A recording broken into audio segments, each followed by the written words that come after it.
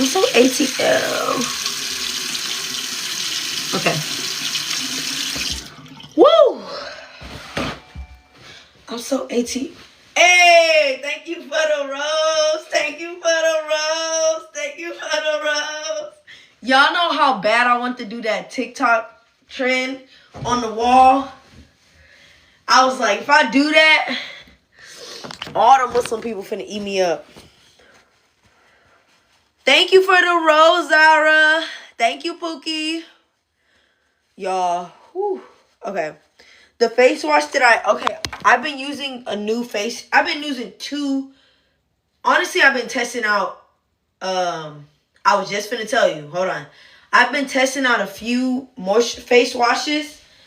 Okay. So, I want to show y'all. So, actually, so the one that I just used right now was this one. I really like the La Roche one. But if I'm being honest, it makes my skin feel so freaking dry after I use it. This is the one I just used right now. And, yeah, it just makes right now, my face feels super dry. The one that does not leave me feeling as dry is this one. It's the Neutrogena. I love Neutrogena. La Roche, I love their moisturizers. This say for sensitive skin, but it's not. I don't know. I don't know why. From normal to oily skin. I don't have oily skin though. I don't know, but she be making my skin dry. Like I be feeling like this one is good, Neutrogena, and then I just got this Korean. This one is my favorite. This is my favorite skincare. My favorite face wash. I just got it. It's a Korean skincare brand. Me and Korean skincare, we go together real bad. I actually just got this one too. This is a deep cleansing oil. I haven't tried it yet, but it's also Korean skincare. Any Korean skincare, we love them. So I like this one too. Specifically for dry skin, La Roche-Posay, so maybe try that. No, the La Roche is what's making my skin feel dry. So that's why I'm like, their moisturizer is really good. But when it comes to like their whatchamacallit?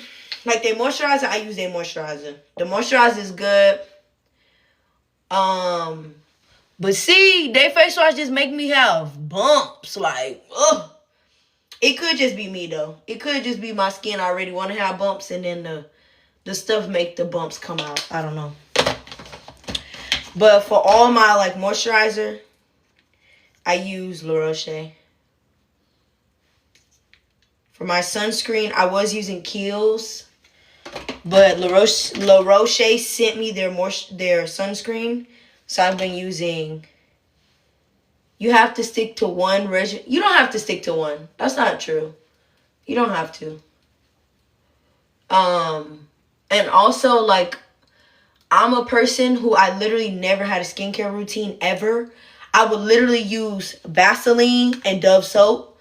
So it's very important for me to try out new products that I like and products that's going to be good for my skin, because I do have sensitive skin and I have a combination skin. So my skin is not like always dry and it's not always oily. It only gets oily in the T-zones. My T-zones are here, here, here. But my skin, if I don't moisturize my skin, then I get dry spots on my face.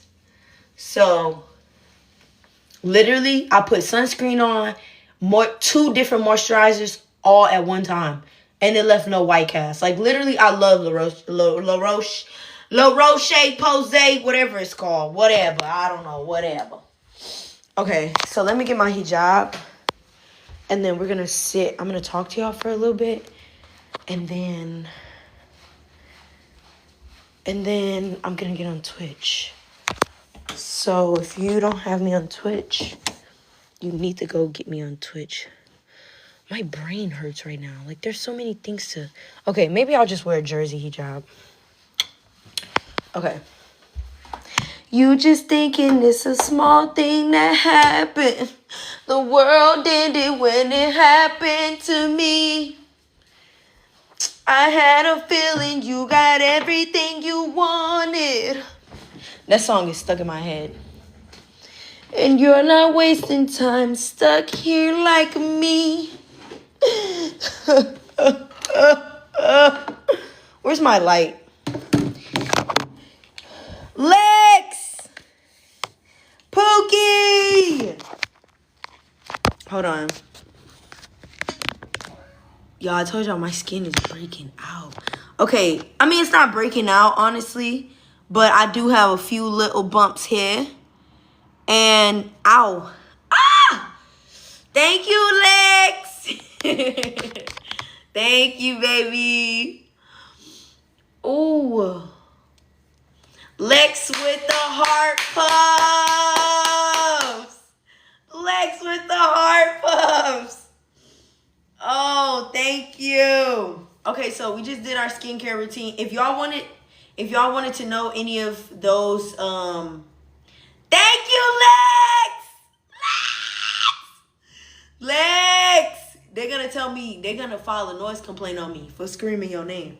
They're gonna be like, is Lex here? All we keep hearing is, thank you, Lex.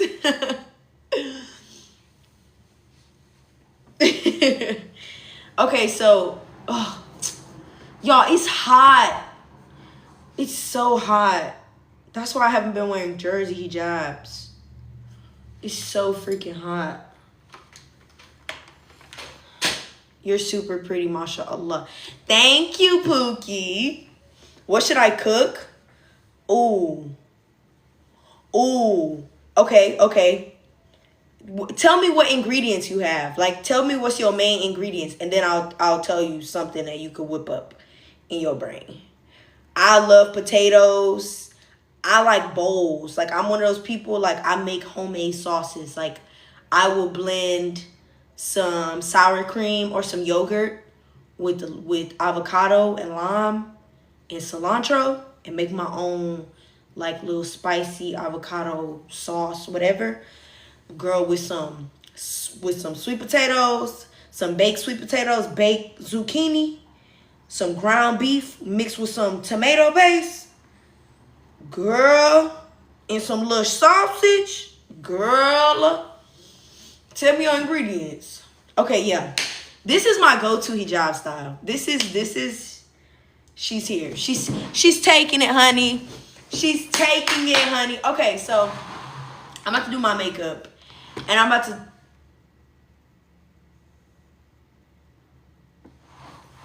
I'm not going to put this in front of me. Yeah, no, that's ghetto. I'm about to do my makeup. And then I'm going to answer some questions for people who literally... Y'all probably in here because y'all want to ask me questions. And... yeah. And I just haven't answered any people's questions in God knows how long. But I'm also going to give y'all a life update because I feel like I haven't given anybody any life updates in God knows how long. I didn't wet my sponge. Hold on, y'all. I ain't wet my sponge. Wait. I ain't wet my sponge. Wait. You cannot do makeup with a dry sponge. It's impossible.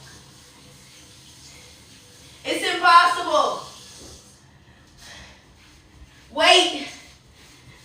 Okay. My sponge. Don't mind that trash over there. Don't. She just hasn't. The trash hasn't been taken out yet. It'll be taken out soon. Don't worry. Okay. Anyways, I'm probably gonna do a light beat today, just cause I'm finna get on Twitch. Guys, I gotta tell y'all something. So, inshallah, today, I'm going to stream my first game. Fingers crossed. Y'all wonder why I keep screaming, thank you, Lex. Lex actually helped me get a little bit confident today on streaming my first game. So, I'm going to be streaming my first game today soon. Hopefully, we're going to see how it goes. And... if you're not following me on Twitch, Go follow me on Twitch. Which game am I gonna play? I'm gonna play Sims 4 first. I literally, I'm not gonna lie, I was gonna start the game and then start twitching, but then I was like, no, this is gonna be raw freaking reaction of everything. So, yeah, I'm gonna do Sims 4. My Twitch username is the same username as my TikTok. So, yeah, that was primer. I just put primer on. I'm gonna do a super light beat, like super light. I ain't gonna do too much. And I'm gonna answer some questions at the same time. Hi, my loves. I would battle somebody right now, but I don't. Woo! Zara with the cowgirl hat. Y'all, so when I was doing the streaming university, application, right? In the application, it was like, Kai was like, because I want to know y'all's opinion. If somebody came into your live, right? Or somebody, let's just say you was a streamer. If somebody came into your live and brought 100,000 people, that was the question that was on Streaming University. They brought 100,000 people. What would you do to keep them to stay?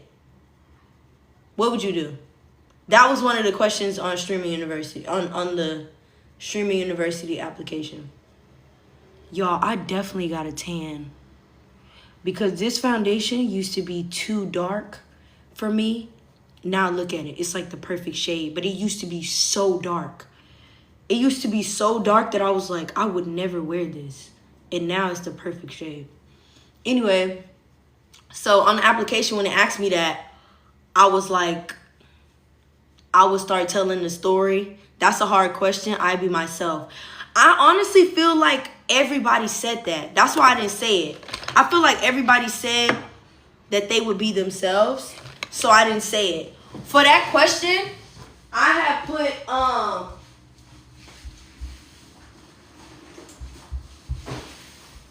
for that question, I would start telling people, y'all, do I need some light or it's fine? For that question, I would start telling people about all the times my mom used to whoop my booty. Is that African sun? What does that mean? I was like, I think it's fine. Yeah, I was like, I would literally start telling people about all the times about all the whoopings that I used to get. And then I would call all my cousins so they could back me up and tell them this. I'm out of breath from running over there. Woo! Hold on, let me drink some water. I'm out of breath. Girl. Yeah, I would call all my cousins so they could back me up. And then I put something else. I don't know what else I put. I put something like, I don't know. But I did say that I would definitely start snitching when my mama used to whoop my booty. Because my mama did used to tie my butt up. I ain't even gonna lie. Anyways, life update. So today I was feeling super emotional. And I was feeling so emotional because I was realizing that, like, I haven't really felt like myself in the longest time. And I haven't felt like myself in the past few months because I feel like I haven't like opened up on social media in a minute. And so I met up with a brand, well, I didn't meet up. I had a meeting with a brand strategist. And the brand strategist was telling me like that I need to stay, what is it, vulnerable? I think that's the word. I think the word is vulnerable or like relatable. I need to stay relatable. And I feel like there's so many qualities that come with me and there's so many different lives that I've lived at my age that I don't know what, like, I don't know what to give. You know what I'm saying? Like, I don't know what to be giving people because I feel like I've lived so many lives. Like, I could talk about becoming Muslim. But now I don't want to talk about that because I talked about that before. I feel like my whole platform was about that. Now I just started streaming. And so I feel like people have to get used to me doing that. I also want to start talking about like the way that I grew up as somebody who is Southern or whatever. But then at the same time, I'm just like, I don't want to talk for real. I just want to be cute. Like, can I just be cute and like not talk? Is that what people prefer? Is that what people prefer in the first place? Like, can I just like not say nothing and then be... Y'all, I said I was gonna do a light beat. Oh my God. This is gonna be a light beat. Yes. I know it looked like I'm putting too much concealer, but I'm not. But, okay, so the other day, this girl sent me a message on, Legs, baby! Legs with the hearted cloud. You're spoiling me, Lex. You're spoiling me. Yesterday, this girl sent me a message on DM, right? And she asked me if... She was like, hey, Alia. Basically, she's talking to a guy. Legs with the W coin. Thank you, baby. Yeah, so the girl was like, basically, she's talking to a guy. She's like, Alia, I'm talking to a guy, and his mama don't like me, right?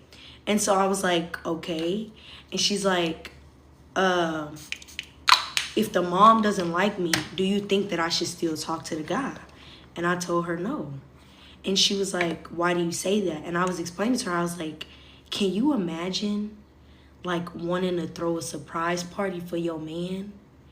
And you want to know like his favorite something. Like, I was supposed to put my blush first, and then I was supposed to put the concealer. So that's why I'm doing it underneath. But I'm going to add more.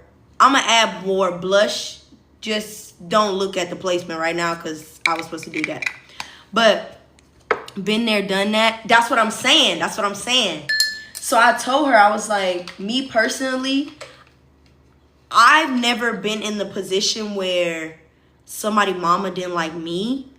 But I was the one who had a mom who...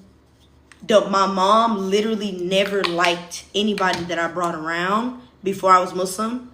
She literally never liked anybody that I brought around. And because she didn't like anybody that I brought around, it brought problems into all of my relationships. Like, my relationships didn't last because my mama didn't like the person, right?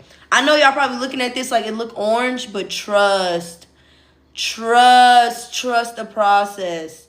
And so I was telling her, and I was like, bro, like, just imagine want to throw a surprise party for your husband and you're not able to do that because his mama don't like you. Or just imagine like you having a child and then your child being in very uncomfortable positions because your mother-in-law don't like you. So if your mother-in-law don't like you, what make you think that your child gonna be in a a different position? You know what I'm saying? And as somebody who grew up like that, as somebody who grew up the prodigy of two families not liking each other, I would not recommend that. I wouldn't wish that on my worst enemy, bro. I wouldn't wish that on my worst enemy. It is something that like, oh, I don't know. Like, I feel like prayer would definitely help. But me personally, I probably would take that as a sign of like, maybe God don't want y'all. Maybe God don't want y'all to be together, because if he's not ready to step up, and like, what is the word? If he's not ready to step up and stand up for you and say like, you know, I don't want no disrespect, but this the person that I like. Hold on, let me see. Can't do a mama's boy either, because that's how. Okay, Tina, look. I feel like when it comes to people saying mama's boy, I was one of those people too. Like, the first thing that I asked my husband, I was like, before we got married, I was like, are you a mama's boy? He didn't really understand what that meant, right? And I think it really depends on like culture as well, because I ain't even gonna lie, I personally think my husband is a mama's boy. I personally think so. It could very well be I didn't grow up with having a really, really tight relationship with my mom. But it also could literally be I feel like his mama spoiled him for real. But I really, really think it comes down to the man, because his mom, the way my husband's mom raised him, she always tell him, like, any situation, in the beginning of our marriage, she used to tell him, like, your wife comes before me. And she never, like, I feel like personally, there's a lot of things that you teach your children, but there's certain things that they just will not understand until they're in that situation. You know what I'm saying? So I don't feel like he was raised hearing, when you get married, your wife comes before me. Because I feel like his mom had to see, like, the woman that he was marrying first. Me and my mother-in-law are like twins.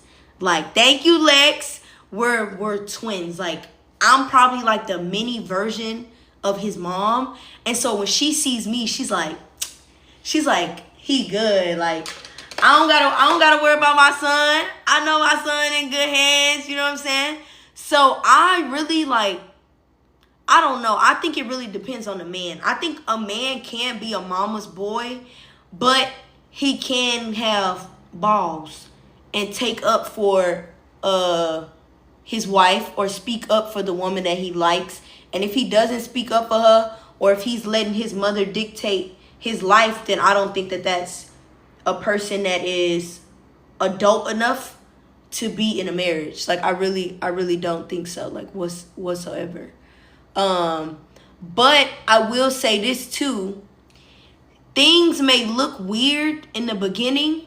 Things may look weird, and it may look like, oh, this NIGGA ain't never gonna change. But sometimes men who are mama's boys, they need to be taught. Like, you might have to teach them how to love you. You might have to teach them how to speak up. You might have to teach them, because they never was put in those situations.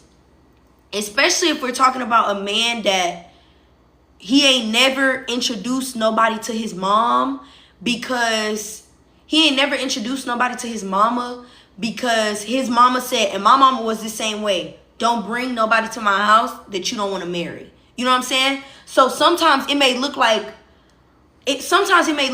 oh, he gonna choose his mama over me. But it might just be a respect thing. It might be a respect boundary that you yourself have to break it. Like, you have to spend enough time, get to know the family more, to see, like, oh, it's not that he a mama's boy, like, he a mama's boy for real, but his mama did this for him. His mama been there for him for this long. And there's a respect, there's a level of respect that mama did this for him. His mama been there for him for this long. And there's a level of respect that he just might not be able to know how to navigate. Both of them, thank you, Nikabi Mommy, thank you. They might just not know how to navigate having a third party in their relationship. You understand what I'm saying? Luckily, alhamdulillah, for my mother-in-law, I ain't even gonna lie, like, sometimes I be feeling so guilty talking about her, because I didn't know it was a thing for people, mother-in-laws, not to like them. I had no idea. Mind you, my mother was that type of person. My mama was the type of person, like, it didn't matter if you was fire. It didn't matter if you were an amazing person. She just didn't like you. And that was it. Like, you know what I'm saying? So I used to have to sneak and, like, you know, whatever, boo. But I never knew that, you know, getting married to somebody, your mother-in-law did not like the person. I didn't know that was something that was, like, a thing. So whenever I talk about my mother-in-law, I be feeling guilty. I be feeling so, like, guilty, because I'm like, a lot of people, they don't have that relationship with their mother-in-law. But my mother-in-law, she's old enough to know that this girl, you know what I'm saying? Like, This girl married into our family. What am I, you know what I'm saying? Why am I not accepting her? If you love your son and you know that your son loves this girl, why on earth would you not like her? Why would you not try to get them bonded? Why would you not try to be, you know what I'm saying, bring her into the family? You know what I'm saying? Some of them don't care. But that's what I'm saying. Like, that's the weird thing for me. I feel like, I don't know. I feel like sometimes it really depends on people's culture, because I really feel like it depends on people's culture, because even me from being from the South, I really think it's rare that people's moms, the mother-in-law, I'm not talking about people that's dating. I'm not talking about that. I'm talking about people that's actually married. I think it's really rare for women to come into the family and then the mom is just like, I don't like this wench. You gonna pick me over her. I think that's weird. Like, are you in love with your son or something? Like, I don't know. I think it's weird. I truly think it's something that's weird. And I think it's really unfortunate. And to be honest, as somebody that did grow up in a very toxic household, I would never, ever put myself in a situation where somebody I'm dating, somebody I'm married to, I don't think I would ever put myself in a situation where his people didn't like me. Like, I think that's something that's like, I don't know. I feel like it's like, I don't know. I feel like it's something that's very, you got to be really strong to do it. But I also feel like you got to be a very bitter person to have somebody in your life who loves somebody and then you not like them for whatever reason. I don't know. And I really be think, oh, wait, I need this. I really be thinking, like, people who mother-in-laws don't like them, what do y'all think? Not what could be the reason, because she really could just be bitter. She could just be a bitter woman. But what do y'all think would, like, fix the relationship? I was doing a street interview. Ooh, that's too much contour. I was doing a street interview last week, and I bumped into this lady who was on a date with her daughter-in-law. And I asked her that very question. I was like, there are a lot of girls who are interested in marrying other people. And the people that they're interested in marrying, their mother-in-law has problems with them. Their mother-in-law doesn't like them or whatever. And I was like, what advice would you be able to give a girl who's in that situation where their mother-in-law does not like them? And it's not even personal. It's not even something that's personal. And she was like, take them on dates. Like, go do girl things together. Like, go get your nails done. Like, do like that type of stuff.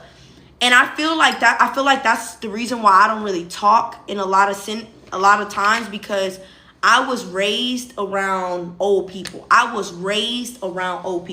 So when it comes to me, I will bow down. Whatever you need, if you feel like I disrespected you, okay, I'm sorry. Because that's just, I was raised like that. Like, I was raised like I give elders they respect. If you feel like I disrespected you, I'm sorry. I might, you know what I'm saying? Because the generation is different. I say this now as somebody who, I don't got beef with my mother-in-law. If my mother-in-law ever did feel disrespected by me, I would still very much do the same thing. If she felt disrespected by me, I would go talk to her and I would say, I'm sorry. I don't care what it is that I disagree with. If she said that I did it, then I did it. I'm sorry. Like, you know what I'm saying? I'm sorry and I apologize, because you gotta understand, like, they old. You know what I'm saying? You're not marrying the mom. You're marrying her son. But at the same time, you have to understand, like, some things are just bigger than you. You want to have kids with this person. You want to bring healthiness into your family. Sometimes you might just have to take your tail and put your tail in your booty and then just literally ignore. You know what I'm saying? Like, sometimes you might just have to be like, I'm going to give it to God. Like, I'm not even finna argue with her. She could think whatever she want to think, but I'm finna give it to God. So I don't know. I feel like a lot of girls be very stubborn. A lot of girls be very stubborn. A lot of girls' egos be too big. Like, if the mother-in-law don't like them, they just be like, well, you need to choose me over her. You need to stand up for me. The man do need to stand up. Like, your husband should be speaking up for you 100,000, 10%. He should be saying something, but he also should be mediating the situation. Let's talk. Let's all talk together. You know what I'm saying? But I will say this, like, as a person who is African American and who did marry somebody that is African, a lot of men, they don't, I feel like a lot of men don't speak up. Because I have a friend right now who's in this situation. I feel like a lot of African men don't say anything because they see it as that's the woman's business and they don't want to be in the woman's business. And so that's why they don't say anything. But also, like I said in the beginning, they really don't know how to break that level of respect when it comes to not how to break that level of respect, but they really don't know how to create boundaries when it comes to a third person getting in the middle of the relationship that they've been forming with their parent all their life. You know what I'm saying? So you literally, I know it sucks, but you literally might have to take your ego, put your ego to the side and speak up for yourself and try to come up with a solution if that's something that you really care about. But one thing I've realized is a lot of girls, they like to complain about their mother-in-laws not liking them. They like to complain about their mother-in-law giving them issues, but they don't want to do anything to fix it. You know what I'm saying? Like, they don't want to be like, I be seeing stories and they be like, I'm not about to kiss her booty. I'm not about to be doing da. I didn't marry her. I married her son. But it's like, you got to understand, these people are old. Yes, the stuff that they be doing, it be some of the stuff be crooked. Like, some of the stuff be like, girl, you want somebody to kiss your feet so bad. You want somebody to kiss your feet so bad. I'm not gonna kiss your feet. But sometimes the level of respect in our generation, thank you, Khadija. Sometimes the level of disrespect in our generation versus the level of respect in their generation is completely different. Completely different. Like, I can't even, because I don't even want to tell none of my friends' business. Like, I don't even want to, like, give examples of that. But, like, you literally just got to put your ego to the side if it's something that's, like, not unreasonable. I see a lot of people that was, like, oh, I would never live with my in-laws. I would never, like, da-da-da-da-da-da-da. And I feel like a lot of times people take what they know about other people and they let that stop them from being happy. They let other people's experiences stop them from creating their own experiences. It's the same thing on social media. If you see somebody that you might like one of their videos, but then you go ask people like, oh, did you see her videos? Do you like her? 50 people telling you, oh, no, I don't like her. Or 5 people telling you, no, I don't like her. So instead of you creating your own experience with that person, instead of you getting your own knowledge of that person, you just gonna take what everybody else said and you gonna run with it. Not all mother-in-laws are toxic. That's what I'm saying. Like, people are like, oh, I would never live with my in-laws. But why?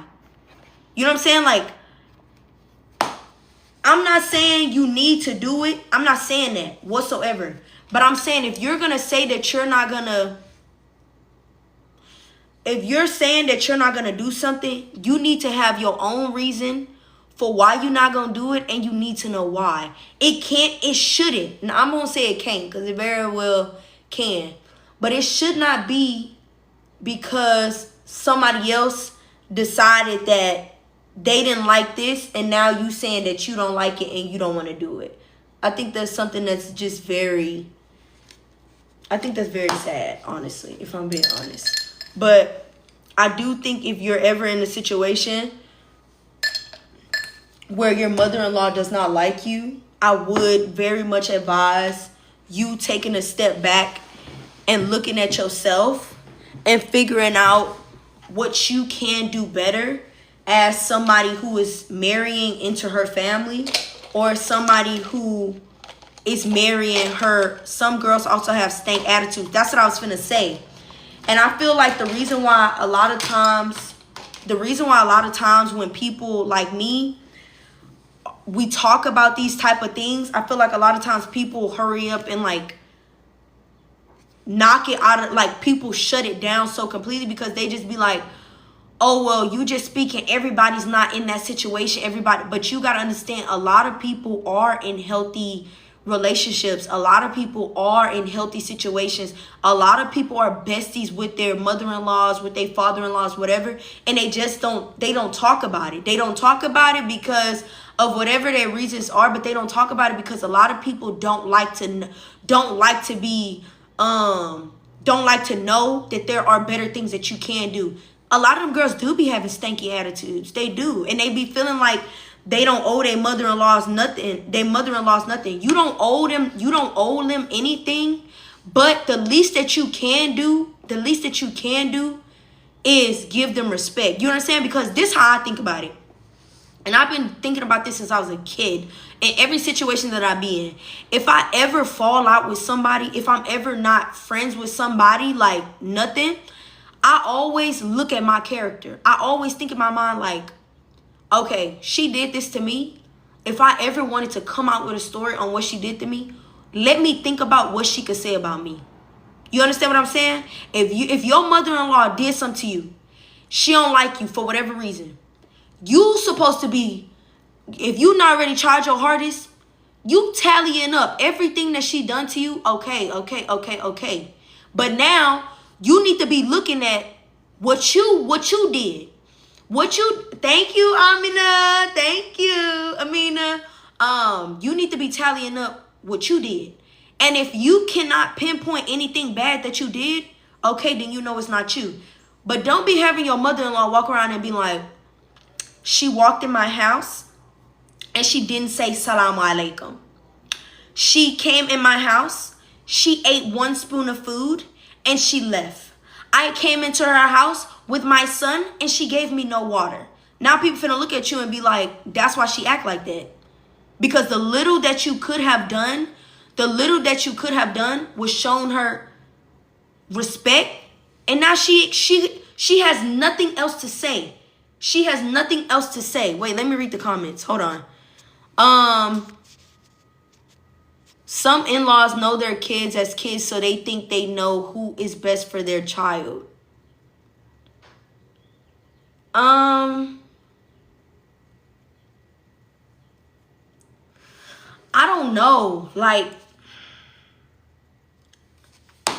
I really think a lot of stuff is about communication. If I'm being completely honest, I really think a lot of stuff is about communication. I'm not talking from an unhealthy or a toxic upbringing or toxic relationships with families. I'm talking about something that even if it was toxic, okay, now it's healthy. I really think everything is about communication. The guy, the husband, the fiance speaking up on the fiance or the wife behalf, but also the husband mediating the situation. Because the common denominator amongst everything is the husband. The husband knows the mother-in-law and the husband knows the wife. He knows the tendencies of his mom and he knows the tendencies of his now wife. So he's the one that's supposed to be mediating. He's supposed to be like, oh, mom, okay, maybe you misinterpreted this. She actually just don't smile. She's very shy. She wasn't giving you an attitude. She just don't smile. Oh, babe, my mom actually wasn't saying anything wrong to you. That's just how she talks. She just a little bit aggressive. You know what I'm saying? If the man is not speaking up for you, if the man is not mediating the situation, then how can you, because these are new people. This is a new woman in your life. You know what I'm saying? A lot of people, because I'm going to say me. I feel like I do have mommy issues. I feel like I have both parent issues, honestly. And that's why I feel like I definitely speak from experience when I say that. I literally am the prodigy of two parents whose families did not like each other, and nobody communicated that. Nobody communicated and said, hey, we need to do this better for this person. Hey, we need to get accordingly because of this and this and this. Literally, it was just two person. Hey, we need to get accordingly because of this and this and this. Literally, it was just two people did not like it. Two families did not like each other. And instead of them communicating and fixing everything, my parents went and had a baby. They went and had a baby and said, okay, now that we had a baby, the family should accept us. Huh? And it was a complete opposite. Not only did they not accept you, but they didn't accept your child. You know what I'm saying? Sometimes you got to take your tail, put it in between your legs. And when I say take your tail and put it in between your legs, you know how when a dog is very intimidated by another dog, and instead of them barking at them and want to bite, they get scared and they put their tail in between their legs and they sit down. Even though they pissed off or whatever, they be like, okay, I'm gonna take this L and I'm gonna sit down because it's a bigger picture. You know what I'm saying? Some battles, they just not your battles to fight. Me personally, I never in a million years pick a battle with my mother-in-law. Ever. Anybody else in the family? Oh, you could catch the one. You could catch the fade. But his mother, you're insane. You're insane. Do you know let me tell you something. There is no going against a man's mother. There's no going against her. Like, I'm serious. Like, I don't mean it like, oh, if she say something and I say something, what she say go, that's not what I mean. That's not what I mean. Because it is supposed to be, I'm the wife. What I say go, your mama come second. You know what I'm saying? And my mother-in-law taught me that. The way I was raised, the mama, she come first. That's the way I was raised. But I also was raised by a mother that was very insecure. So that was a very unhealthy way of me thinking. Since I've gotten married, I've had to teach myself, and my mother-in-law, mashallah, tabarakallah to her, she's helped me learn an entirely new, different way of thinking. So when I have children, inshallah, one day, and I have a little boy and he get married, I very well could have been one of those people that was like, I come before your wife. I 1,000% would have told my son, I'll come before your wife. What I say go, because I was raised like that. And to be married, alhamdulillah, and to be married into, to have a mother-in-law that tells my husband, your wife comes first. If my husband go out, my mother-in-law be like, did you tell Aliyah? Aliyah know you. Bro, I'm going to tell y'all this story. My husband would be so embarrassed. My husband went, where did he go? He went on a work. Where did he go? I think he went on a work trip. He did. He went on a 2-day work trip, right? And so I wake up in the morning and his mom, Yaya is like, Aliyah, have you talked to Alun? And I'm like, no, Yaya, where he at? So I go get my tea. I'm sitting next to her and she like telling me like, oh, he's out. She's like, yeah, he's out or whatever. And so I'm like, where he at, Yaya? And she like, oh, he had a work trip. He not gonna be back until tomorrow. I knew where my husband was at. I knew. But my mother-in-law is so overprotective and she's also very intentional on how she raised her son, that sometimes like I just like to test and see, like, you know how them people be testing, like they call their mother-in-law and then they be like, Mom, can I bring a girl over and stuff? We be doing that type of stuff to my mother-in-law. And so she's like, oh, he went on a work trip for 2 days. He didn't tell you? And I was like, really? I was like, yeah, he told me. So he called me. He like, babe, Yaya just called me. And she asked me if I told you I was going on the work trip and da-da-da-da. You know what I'm saying? And never in my life would I ever had imagined that I would meet somebody's mom who advocated so much to have a healthy relationship, so that their son would have a healthy relationship with their wife. Because I wasn't raised like that. I was raised, my mama came first. I'm sorry. And it's so crazy because even when me and my husband first like Wait. Let me say this. Let me give y'all a disclaimer. Just because I'm saying this about my husband, that does not mean that y'all are entitled to know every single thing about my marriage. Let me just add that, because I feel like every time now I talk about him, I have to add that. But I told my husband the first time we started talking, I was like, I'm letting you know this right now. But I told my husband the first time we started talking, I was like, I'm letting you know this right now. If my mama don't like you, I'm not talking to you. Quick, just like that. He'll tell you. Yeah, she told me if my mama don't like me, she not talking to me. And the crazy part is, I feel like what a lot of girls and a lot of guys this generation, they don't do, they don't ask why. They don't ask, why do you feel this way? What can I do to make you not feel this way? What can I do to fix this situation? They don't ask those type of questions. I actually had to teach my husband how to ask those questions. Like, ask people what you can do to fix this. Ask people how do they want you to, how do you want me to respond to this? Do you want me to listen to you? Do you want me to give you advice? Do you want me to respond?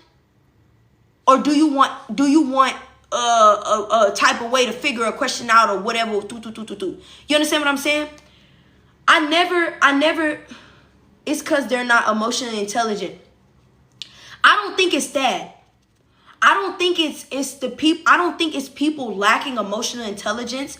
I really think a lot of times people have not been in situations where they need to think about other people first. They've also never been in situations where they had to read somebody's intelligence, your emotional intelligence. You understand what I'm saying? Like, I can only speak from experience. I can only speak for the people that I know. But a lot of men in my life that now a lot of my husband's friends, they're now men in my life. A lot of my husband friends, I be having conversations with them. I can't even say friends, them his brothers. They was raised together. But I be having conversations with them, and they be telling me like, oh, Alia, that too. Literally that too.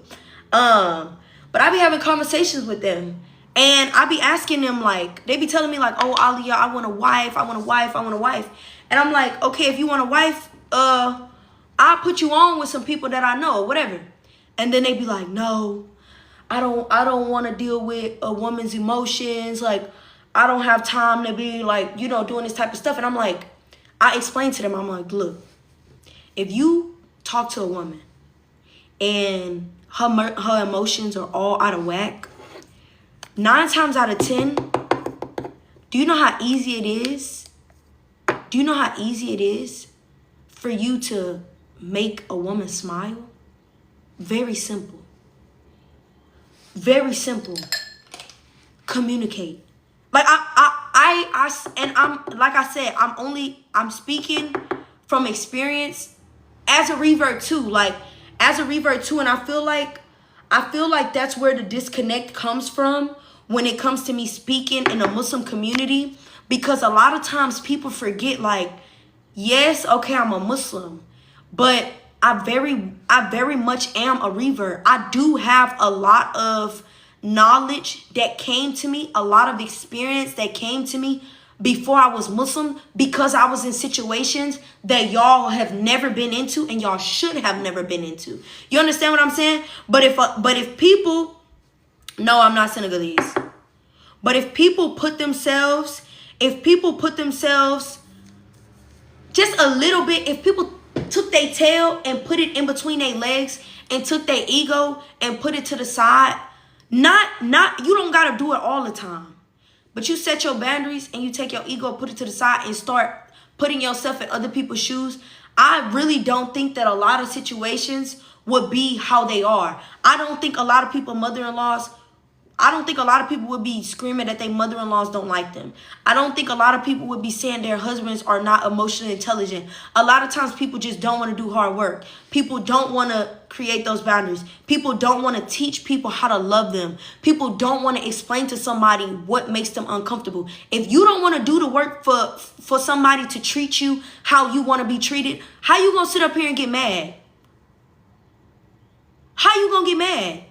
You cannot get mad that this lady is not giving you the respect that you feel that you deserve, but you didn't explain to her how you was raised. You didn't explain to her how you want to be treated. You didn't explain to her how respect looks to you. How you gonna get mad? This is an old lady we talking about. 9 times out of 10, most of our mother-in-laws are old. Exactly. On both sides. Exactly. Now, I will say this. When it come to Yaya, I'm scared of Yaya. I ain't gonna lie. I don't know if it was because that's how I was raised. Like, you just give respect to the elders. I ain't even gonna lie. This makeup look is very, very much eating. I very much cooked. Oh, I very much cooked. Oh my God. Thank you, Tina and Amina. Thank you, Bookies. I very much ate. I need more blush. Ooh, I have blush blindness. But I'm very much scared of my mother-in-law. I'm not even gonna lie. And I'm not scared of her as if she gonna do something to me. I'm scared to the makeup is eating Chebujin. Period. What? I'm scared as in I don't want to disappoint her. I don't want her thinking that I'm a bad wife. I don't want to look like, you know what I'm saying? Like, I don't want to look like, I don't want her to think I don't got it in the bag. You understand what I'm saying? I don't want her to have to worry that, you know what I'm saying? Because when a mother worries about their child, they start doing all type of crazy stuff. They start speaking against you. They start saying, I'm gonna tell you this. Right now I got a friend. And I'm not telling her business. I'm not telling her business, but I have to use her for educational purposes. Y'all don't know who she is, so it really don't matter. Right now I got a friend, right? And there is something in her marriage that she just does not want to do. She literally does not want to do it. And because she doesn't want to do it, now her in-laws are talking about her. Now they're assuming she don't want to do this because she has an ulterior motive, right? Her and her husband have not spoke about it. If you do not speak to at least one person that you are married to in this family, if you do not speak to, thank you, Amy, if you do not speak to your husband about a situation, if you do not speak to your mother-in-law, your sister-in-law, your brother-in-law, your cousin-in-law, if you don't speak to nobody, you cannot be mad that somebody is coming up with their own conclusions about you in their mind. You literally can't. You literally can't. I'm never gonna lie. And once you try, you can DM me. And once you try to communicate, all you can do is try. Once you try and it don't work, and whatever animosity is there, whatever lack of respect is there, and you did your big one, you tried everything that you could try, it's nothing else you could do. They already had a mind made up about you, unfortunately. That's what I'm saying. It's nothing you could do. Because let me tell you something. One day, I communicated with somebody. Tutti.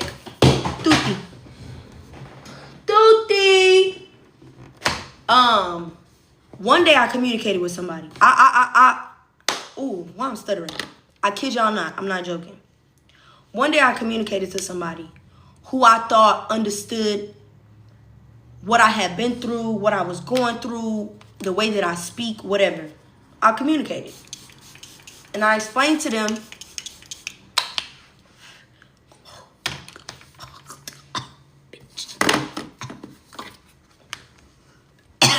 almost died.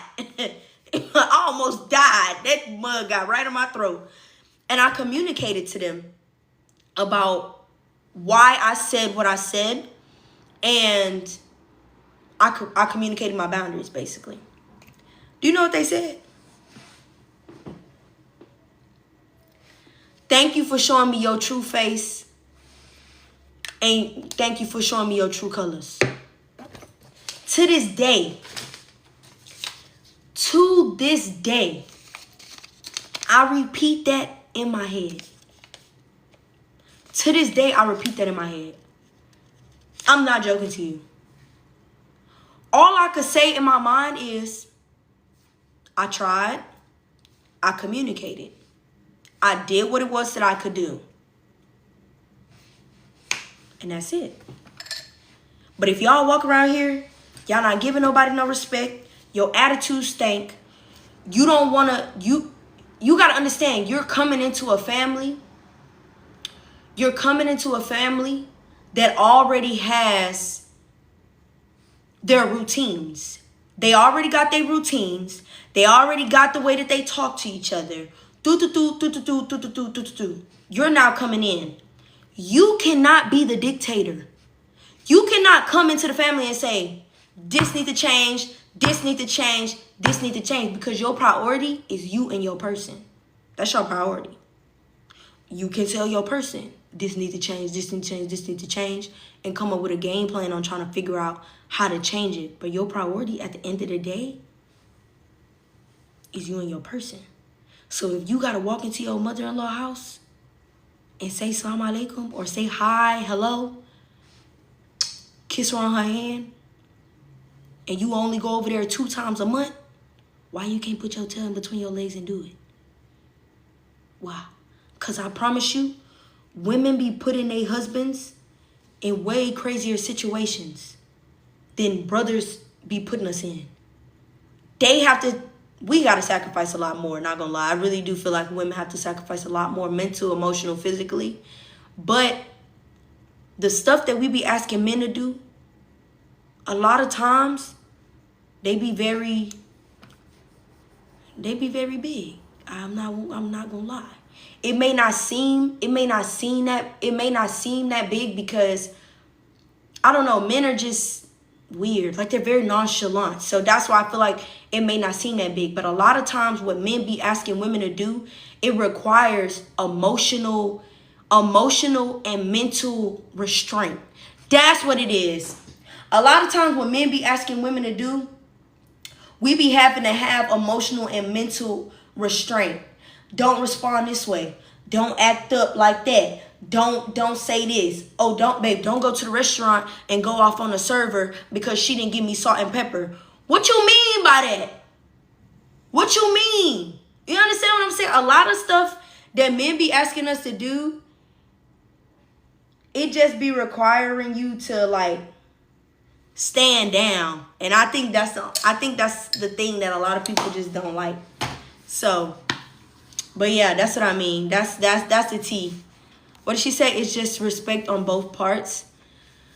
It is, but it's respect on both parts, but you got to understand. Oh, how could I forget highlight? Y'all was going to let me forget highlight? It is respect on both parts, but I think the problem is, like I said in the beginning, people, and I didn't do my lip combo. Oh my God, I'm tripping. People was raised differently. You have to teach people. You have to tell people how you want to be respected. You cannot, like, let me tell you something. I grew up in a very, very, very unhealthy household. I had a very, very unhealthy upbringing. So a lot of times when I used to communicate, I might have very well have been communicating properly.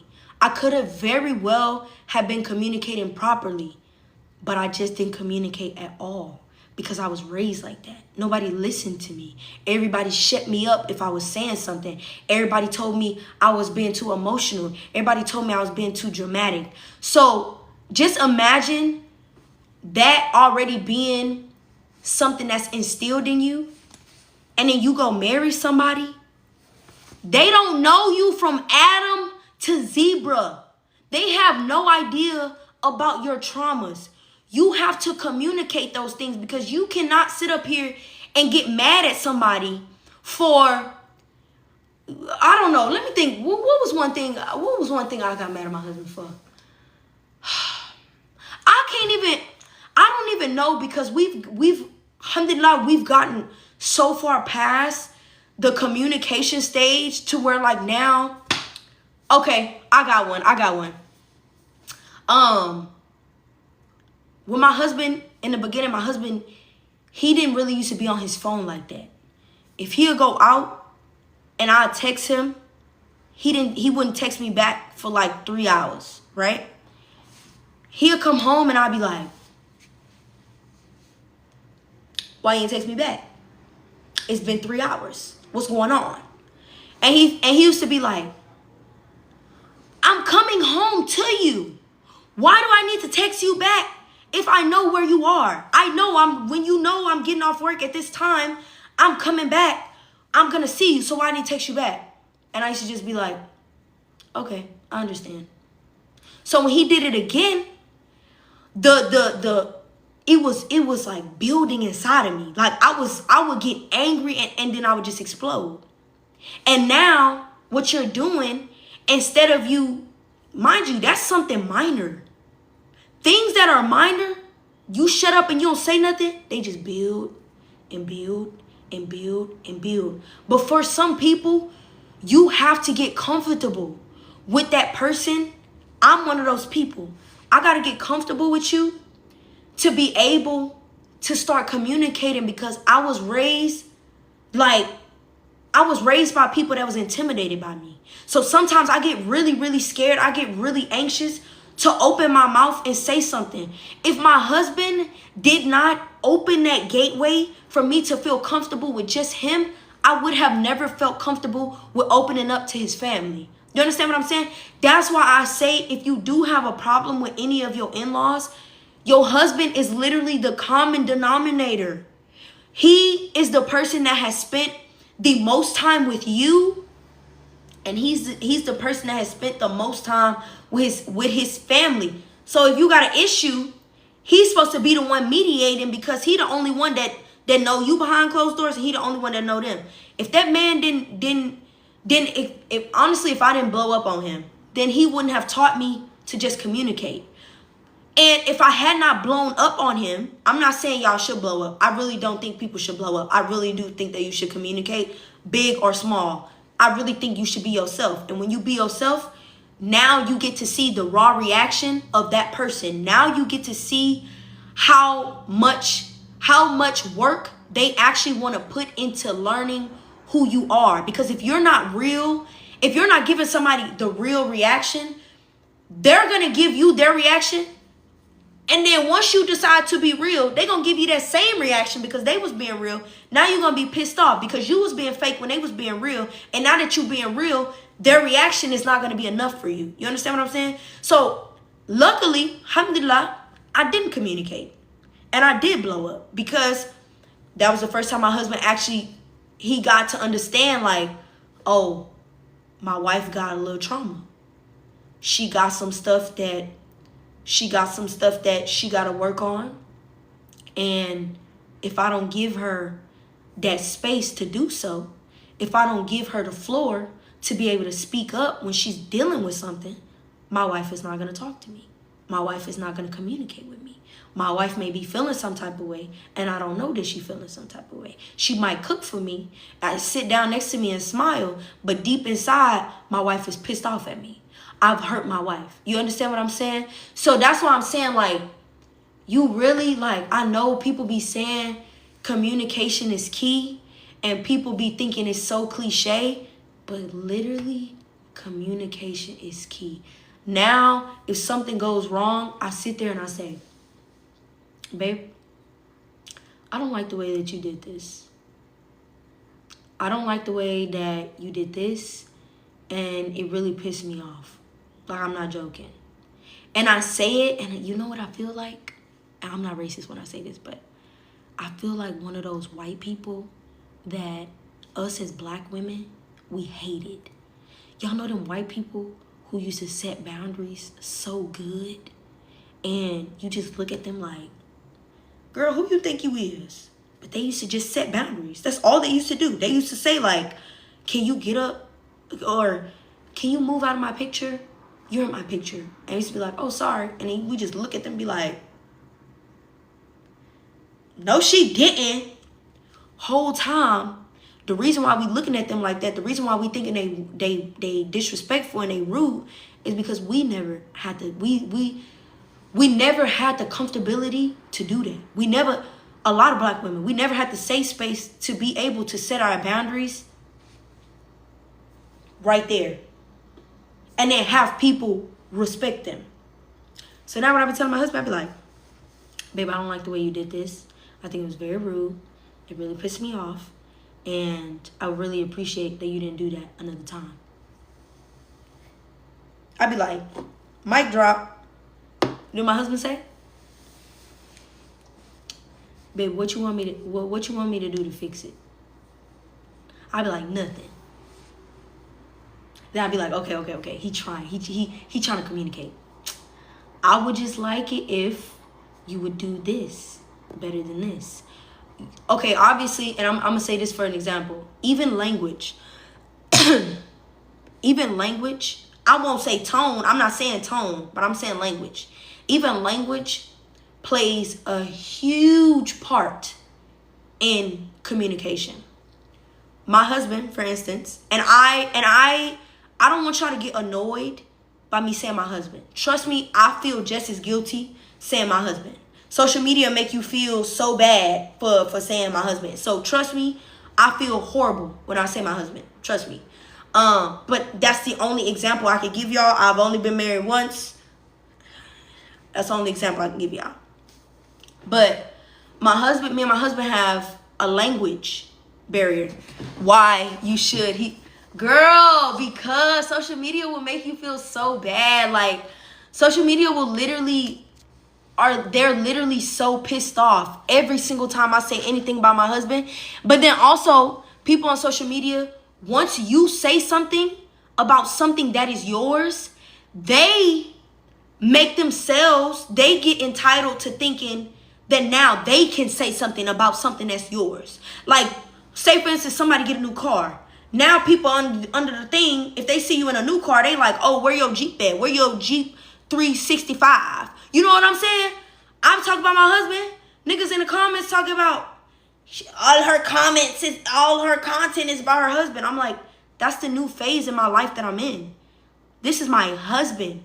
This is not my boyfriend. This is not somebody I'm seeing, you know what I'm saying, on Thanksgiving or what. This is my husband, you know what I'm saying? Like, this is somebody I'm gonna have a baby with and raise a child with, you know what I'm saying?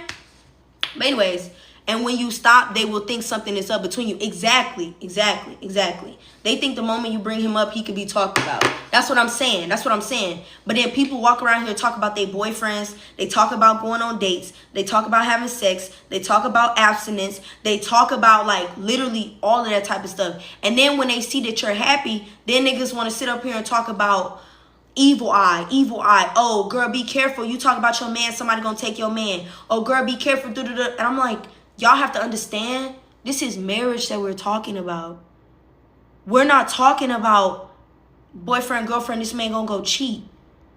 We're not talking about that. You know what I'm saying? Like, we talking about if this man buy a house, my name is on that house. That's what we talking about. You talk about cheating.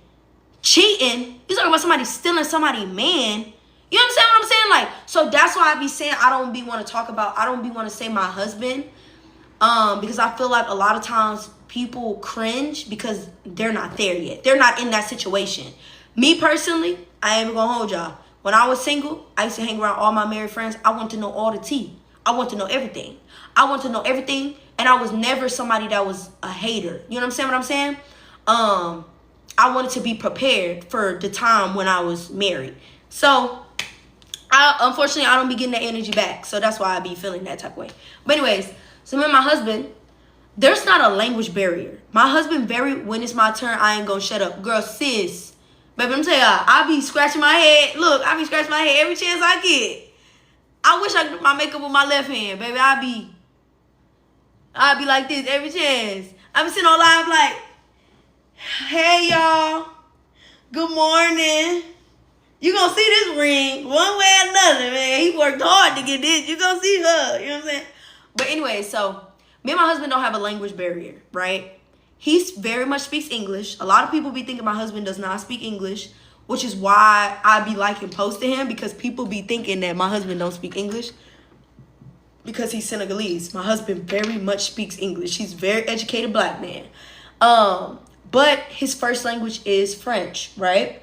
And because his first language is French, some things that he says, he says it properly, but his choice of words are offensive to me. You understand what I'm saying?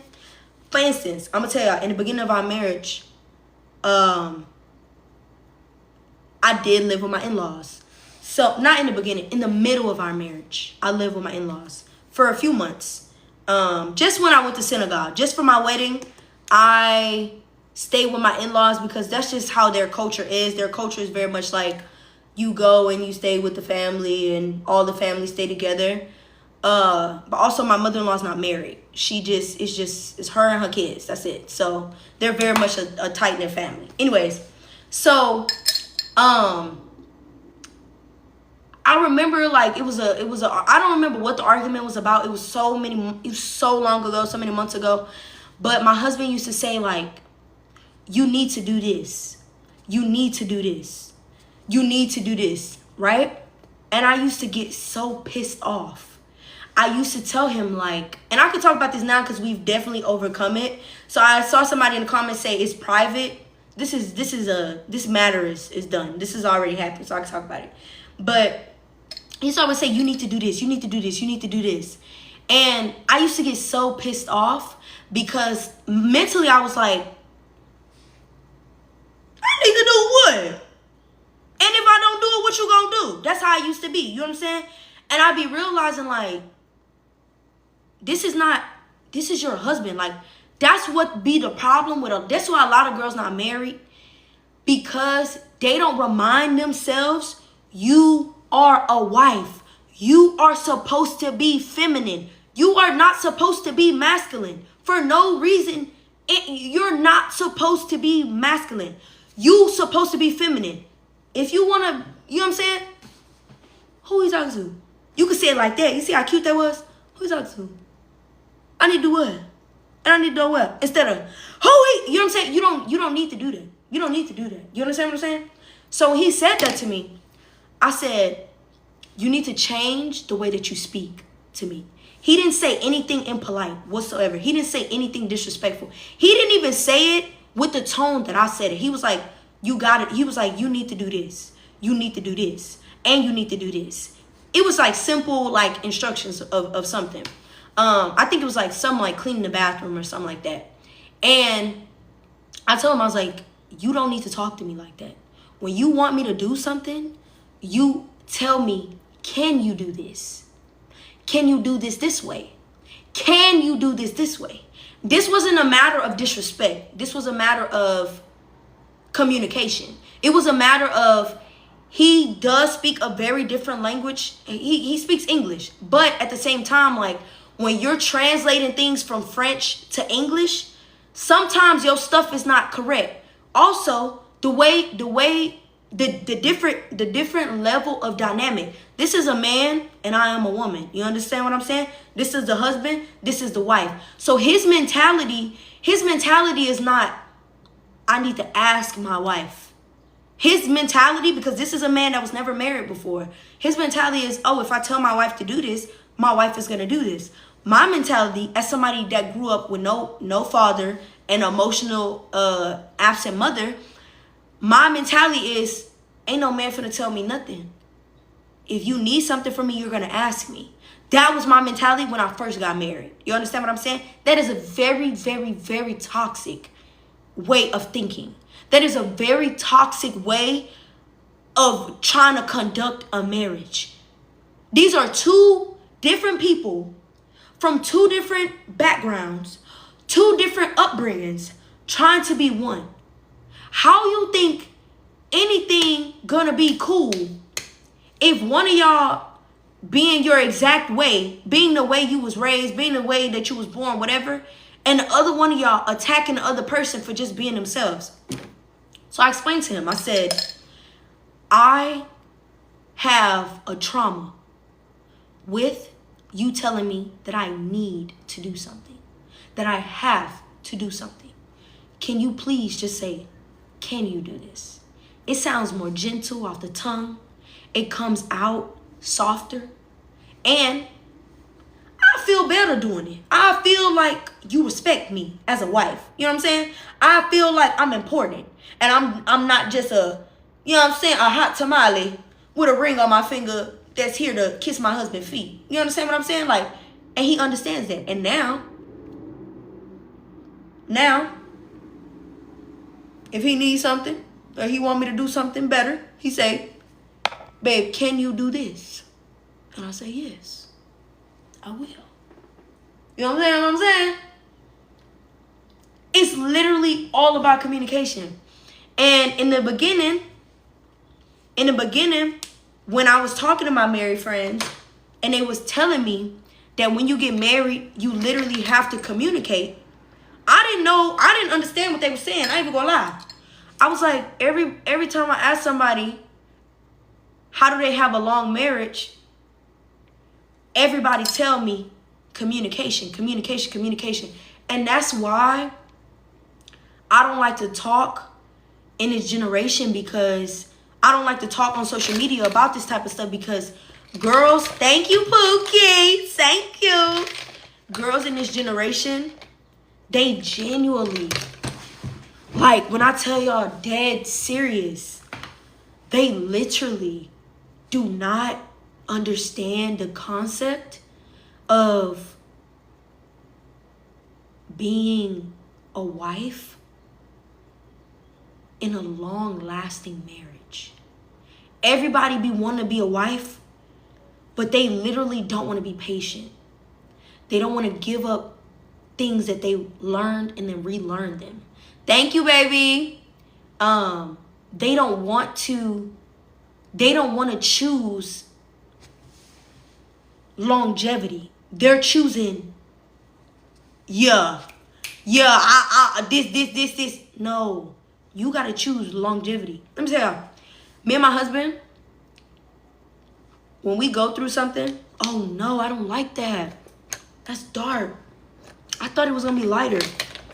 When we go through something, and now I'm not saying arguments or anything like that. I mean, like, if we go through anything, if we go through any obstacle in our marriage, if we succeed in a different task, if, you know, we get a business idea, anything, we always say, like, even if we feel doubt, even if we're doubting God, if not doubting God, but like, even if we have some level of like doubt, we always remind each other that we have children, that inshallah we have children, but we're doing this for our children. We always tell ourselves, like, we doing this for our kids.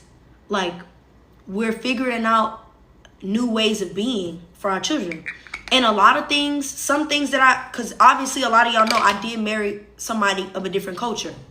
I'm not gonna say his culture, because all y'all know his culture.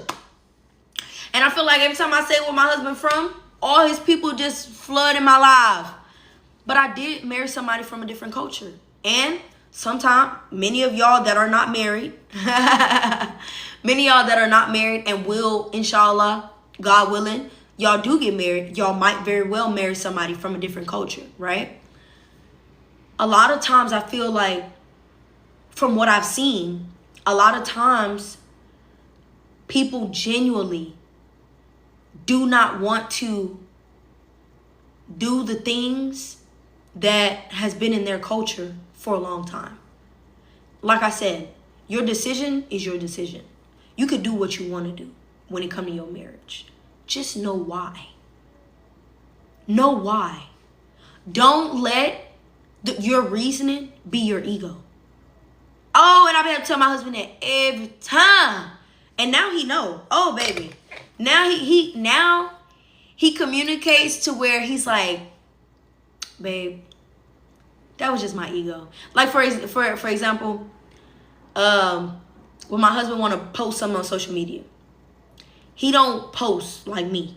But sometimes I want him to be posting some little, some stuff. And I tell him like, babe, send me all the footage. I'm gonna edit it for you. And you can post it.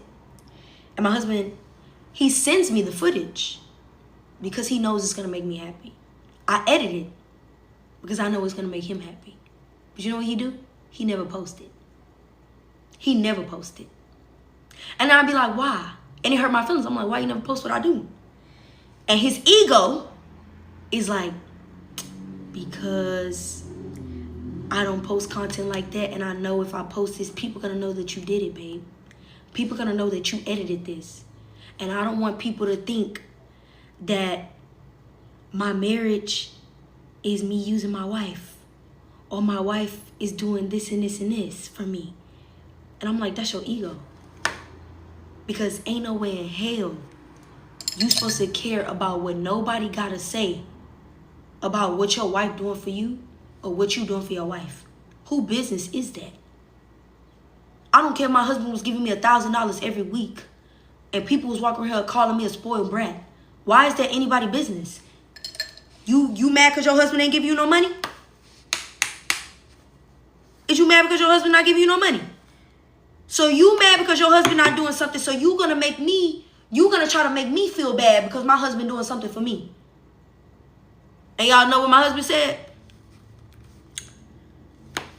Well, I could tell you the same thing because you don't want to post on social media anymore about me, about being married, because people making you feel bad for being married. I said, oh, this man been around me too long. This man been around me too long. He's starting to talk like me. I said, oh, child.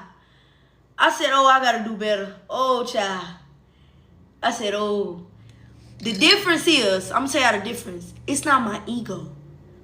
I was not raised seeing people in healthy relationships. I was not raised seeing people in marriages. I saw my uncles in marriages, but all my uncles married and married and married. Like, my uncles have divorced and been married at least 4 times. That's what I seen. I didn't grow up seeing healthy communication. So if I feel attacked on social media about talking about my marriage, or if people screaming evil eye at me, yes, I'm going to back away from it because it might be something in there that I don't know. You understand what I'm saying? That's what I was thinking at first. Now, I don't care. Now I'm just like, oh, people just mad because they not in the position I'm in. You know what I'm saying? But it takes communication to know that. It takes for you to put certain things to the side. Somebody said, okay, yeah, let me finish that. My bad. I did leave that. Let me finish that. She said, can you give examples on what you mean? So she asked, can I give examples on what I mean by not doing the stuff that's in the culture, right? I can only speak on African American culture, and I can only speak on Senegalese culture, right? So, girl, I got so many hijab tutorials. Don't ask me for no hijab tutorial. Girl, go look at my page. I got so many hijab tutorials. Y'all be asking me for all these tutorials. Talking about makeup tutorials. I come on TikTok live. I give y'all makeup tutorials. I post makeup tutorials, and y'all never go watch them. Don't ask me. They on my page, child. They on my page. So, thank you. Look, I'm like the other people. Don't ask me no question you can go on Google and find. I'll put hijab tutorials on there. Go ahead. So, example of the culture. I was on a TikTok live the other day, and it was some African girls. You welcome, boo. It was some African girls on there, and they was talking about marrying somebody from back home. Would I marry somebody from back home? Why I wouldn't marry somebody from back home? Whatever. And one of the girls was saying, thank you, Candy. One of the girls was saying, like, she wouldn't marry a man from back home because the culture, like, you gotta give to the in-laws. You got to give money to the family, whatever, whatever, right? One culture that's in the Senegalese culture is, is it one culture? One tradition that's in a Senegalese culture. One of them that's just so insane. It is literally insane. I don't know if this is all of West Africa. I don't know if it's all of West Africa, but I do know it's Senegalese culture. When you have a baby, the wife and the husband, I don't know if it's the husband too, but I know it's the wife. You give money to the family, to your husband's family, so that they could throw a party for you. Ain't no baby shower. Ain't no gender reveal. Thank you, Tina Boo. Ain't no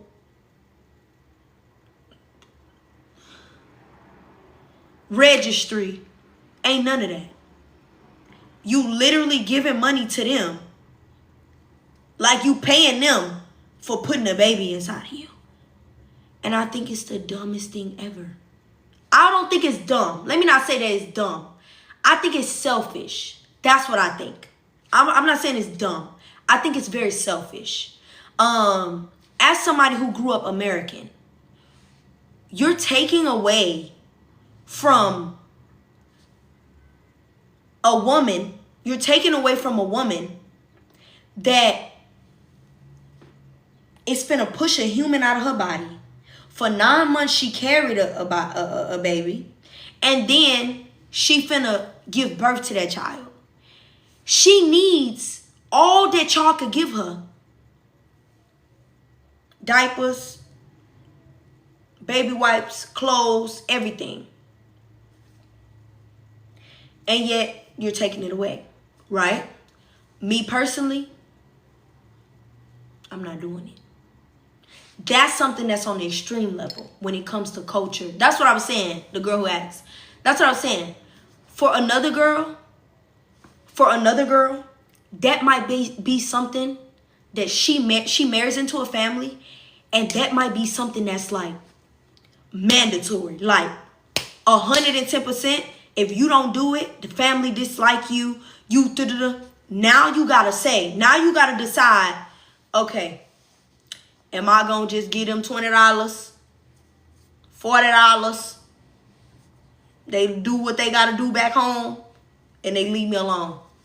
Now you got to decide if you going to do that just to shut them up, or you going to pick a war.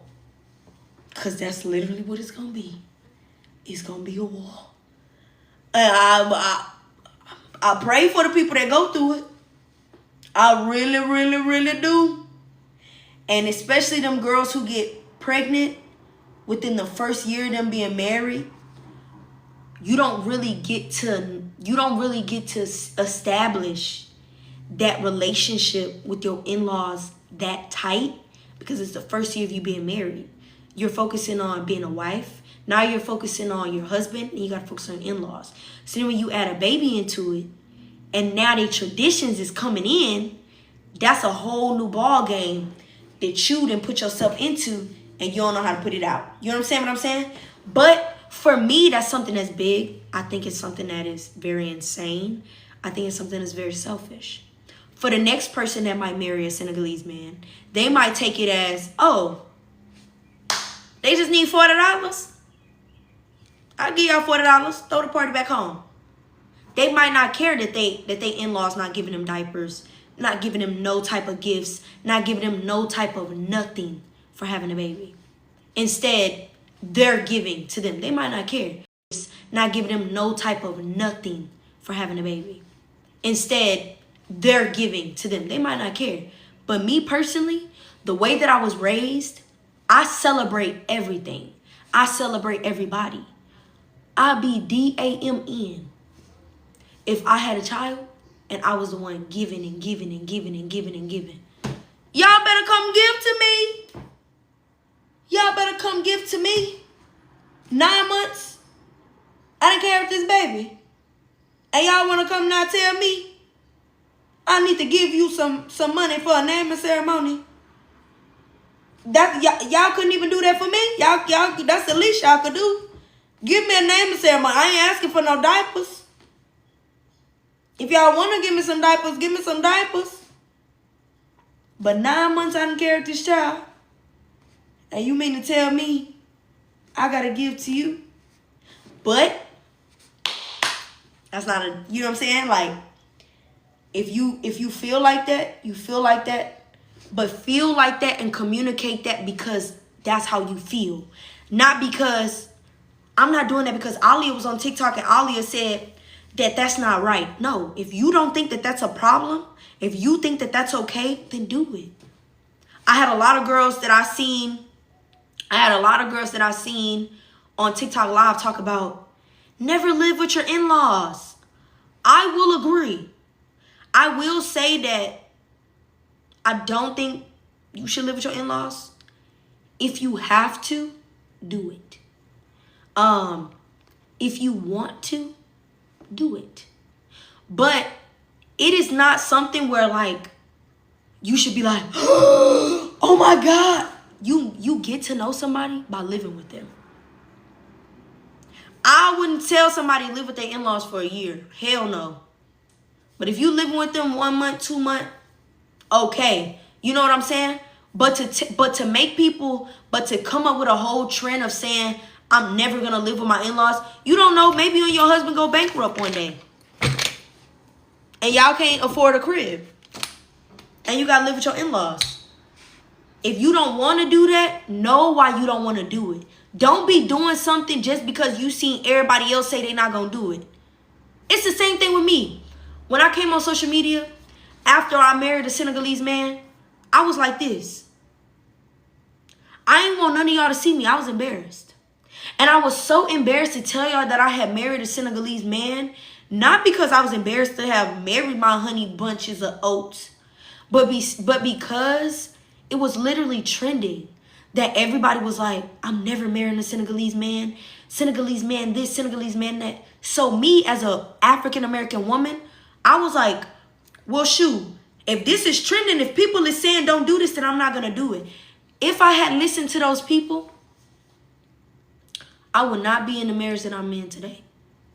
So if you're going to do something in your marriage, with your children, with your in-laws, if you're going to make a decision, if you're going to change your mind about something, do it because you have your own experience in it. You have your own thought process in it, and not because your mama, your daddy, your cousin, your friend, social media told you so. Because I guarantee you, those people who told you don't do this or don't do that, if you end up doing it, they should not feel guilty. They should not be mad at you for deciding to do those things, for deciding to not take their advice. You understand what I'm saying? Do that make sense of what I'm saying?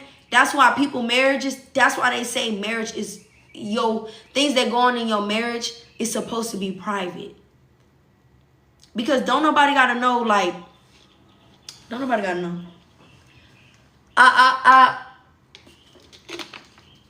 When I tell y'all, me and my husband got a secret. We don't got a lot of secrets. We got a few secrets, but we got a secret. That, inshallah, one day I'll tell it on social media. Me personally, I don't have a problem with telling it on social media. I think it's hilarious. It's a hilarious secret. And I actually got the idea from TikTok. But I realized that, you know I'm not pregnant.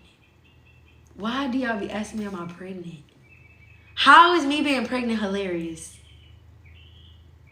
Y'all always be saying I look big. Do y'all know that hurts my feelings when y'all be trying to assume I'm just modest. I don't understand.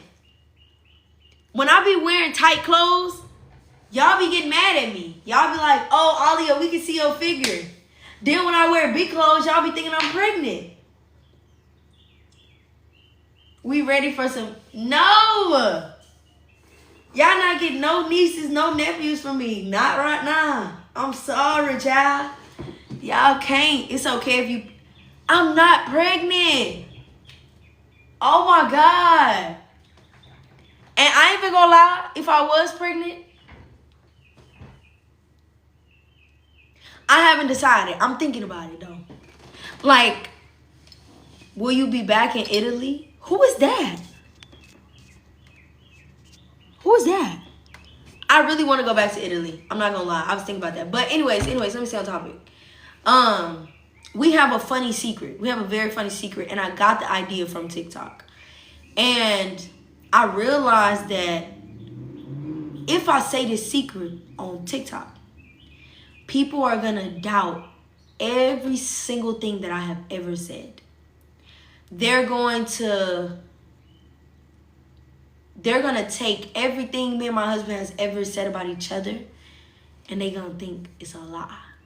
So I decided that I'm never gonna tell the secret on social media, because while it is something that is very harmless, super small to me and my husband, other people see it and they'll dig too deep into it. You know what I'm saying? I did tell my closest friends though, and I told two of my closest friends. That's it, and it was hilarious to them. But just even seeing their reactions, it allowed me to see like why marriage is so sacred, because people do not know the full story ever. Why would they? You're married. They don't know the full. They will judge somebody's marriage on the outside looking in and have no idea of how happy you are. Have no idea of the sacrifices that y'all made to be together. Have no idea of ways that God has blessed y'all to succeed in very aspects of life. Your blush looks so good on you. Thanks, babe.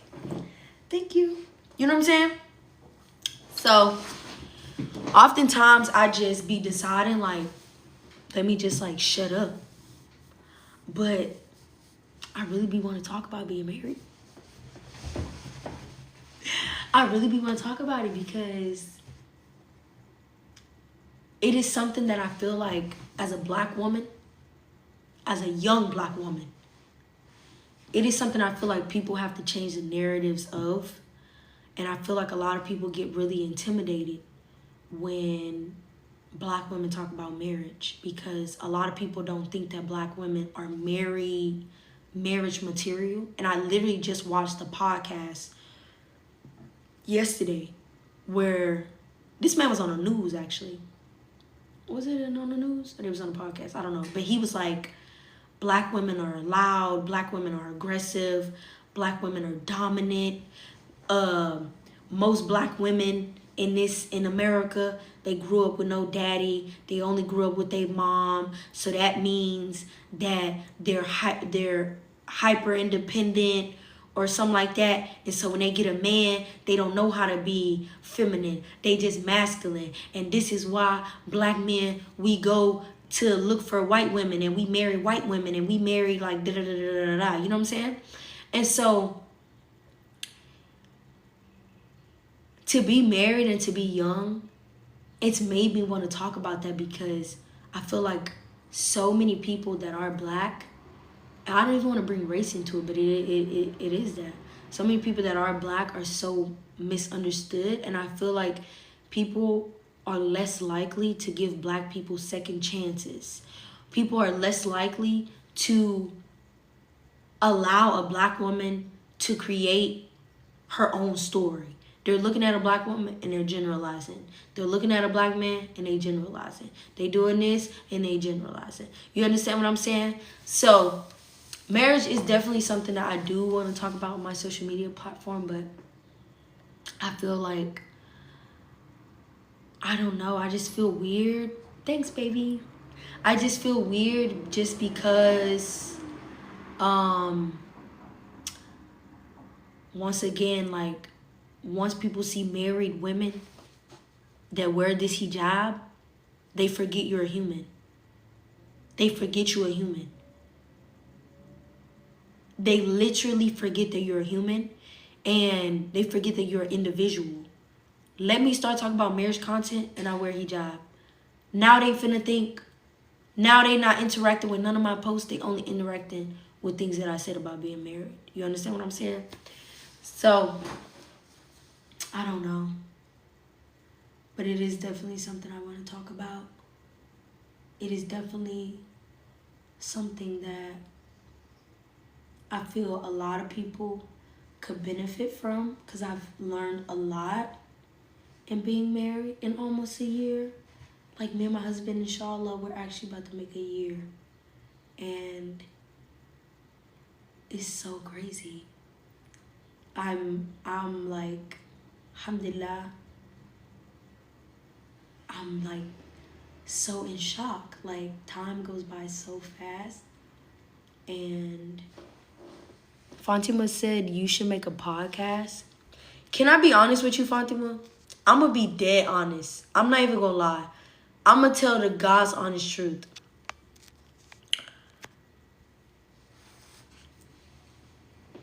I feel like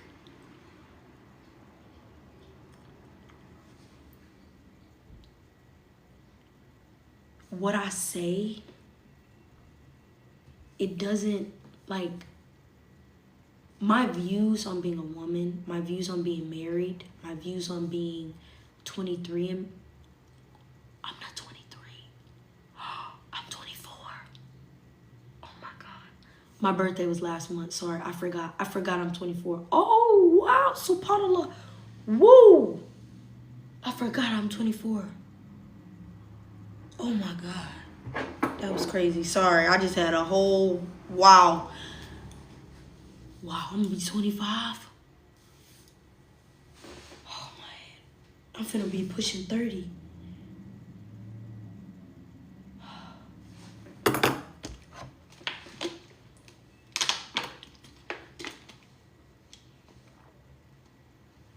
What the hell?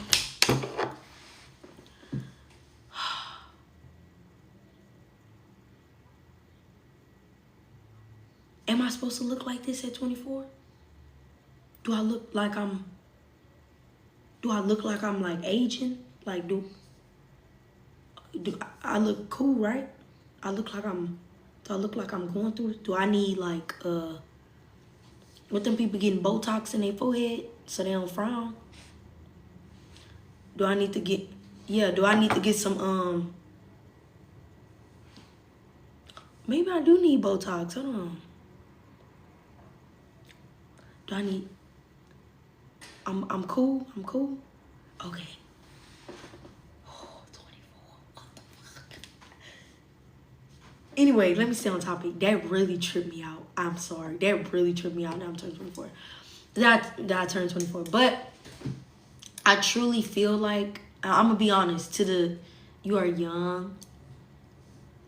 See, when the girlies say it, I'm not offended. When my husband tell me I'm young, it pisses me off. I be like, okay, because you a cougar. You're a cougar. Ain't wanna call me young. I'm boss baby to you. Okay? But I definitely feel like my views on things are very, very, very different. One, because I'm Southern. I'm from the South. The way that I was raised very different from... Why would I tell you what the age difference is? He ain't in his 40s. He just older than me. But I feel like the way that I think is very different from a lot of girls my age. And so, if I'm being completely honest, I want to talk more. And I'm finna get real sensitive, real,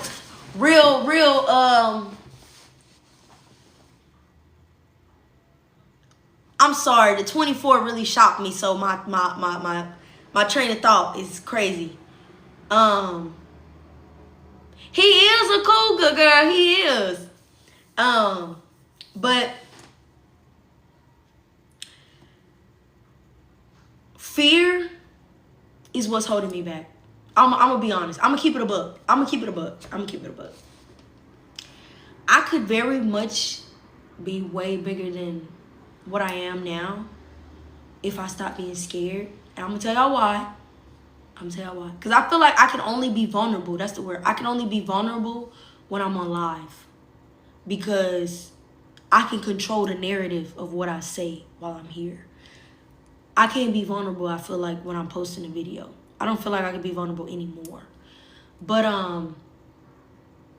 fear is definitely holding me back. I don't like being misread. I don't like people taking something that I say and turning it into something else. I don't like that. I also don't like that I personally feel like people have put me in a category of the black Muslim or the black revert who is the punching bag, to where everything that I say, people are just punching me. You know what I'm saying? On social media. So the fear of that has stopped me from saying a lot of stuff, and not saying anything that's bad, but merely just giving information, giving knowledge, like all of that. I don't like being misread.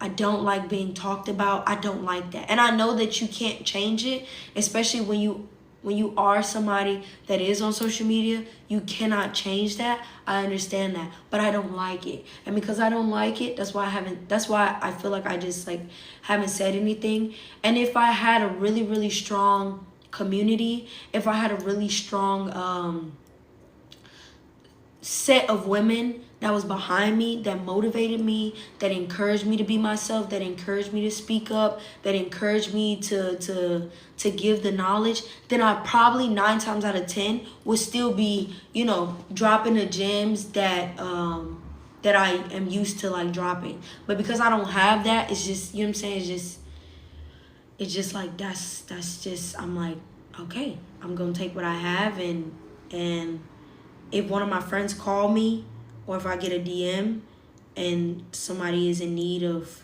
whatever, then okay, I'll drop the gems. But because of that fear, it's definitely stopped me from a lot of things. So that's honestly why I won't make a podcast, because I don't know, I don't have time for people misreading me, if I'm being honest. But that was all the gems that I had to drop for the day. That was everything. I did my makeup. I'm about to get on Twitch. My head is hurting. I didn't eat today. That's why my head is hurting. Y'all, made mafe yesterday. 2 days ago, I made mafe. And I made too much mafe.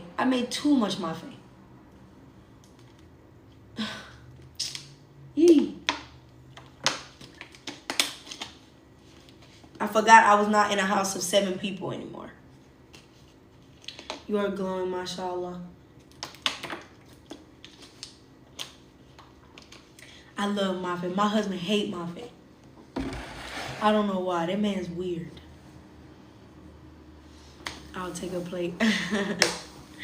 But yeah, do y'all have any questions for me before I get on Twitch? Because TikTok is mad at me right now. So unfortunately, when I get on Twitch, I can't. Ooh, ouch. When I get on Twitch, I can't live stream on TikTok.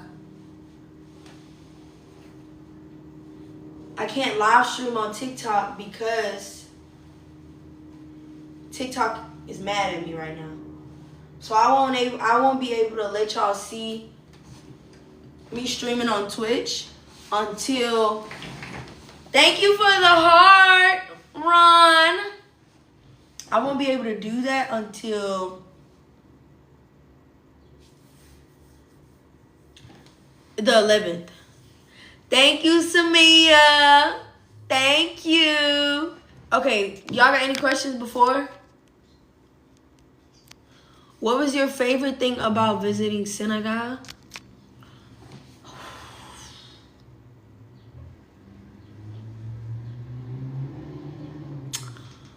Honestly,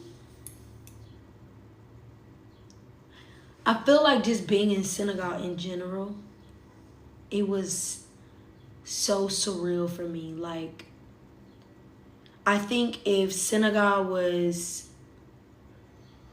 more updated, like Morocco, like when it comes to technology, and thank you, Naya.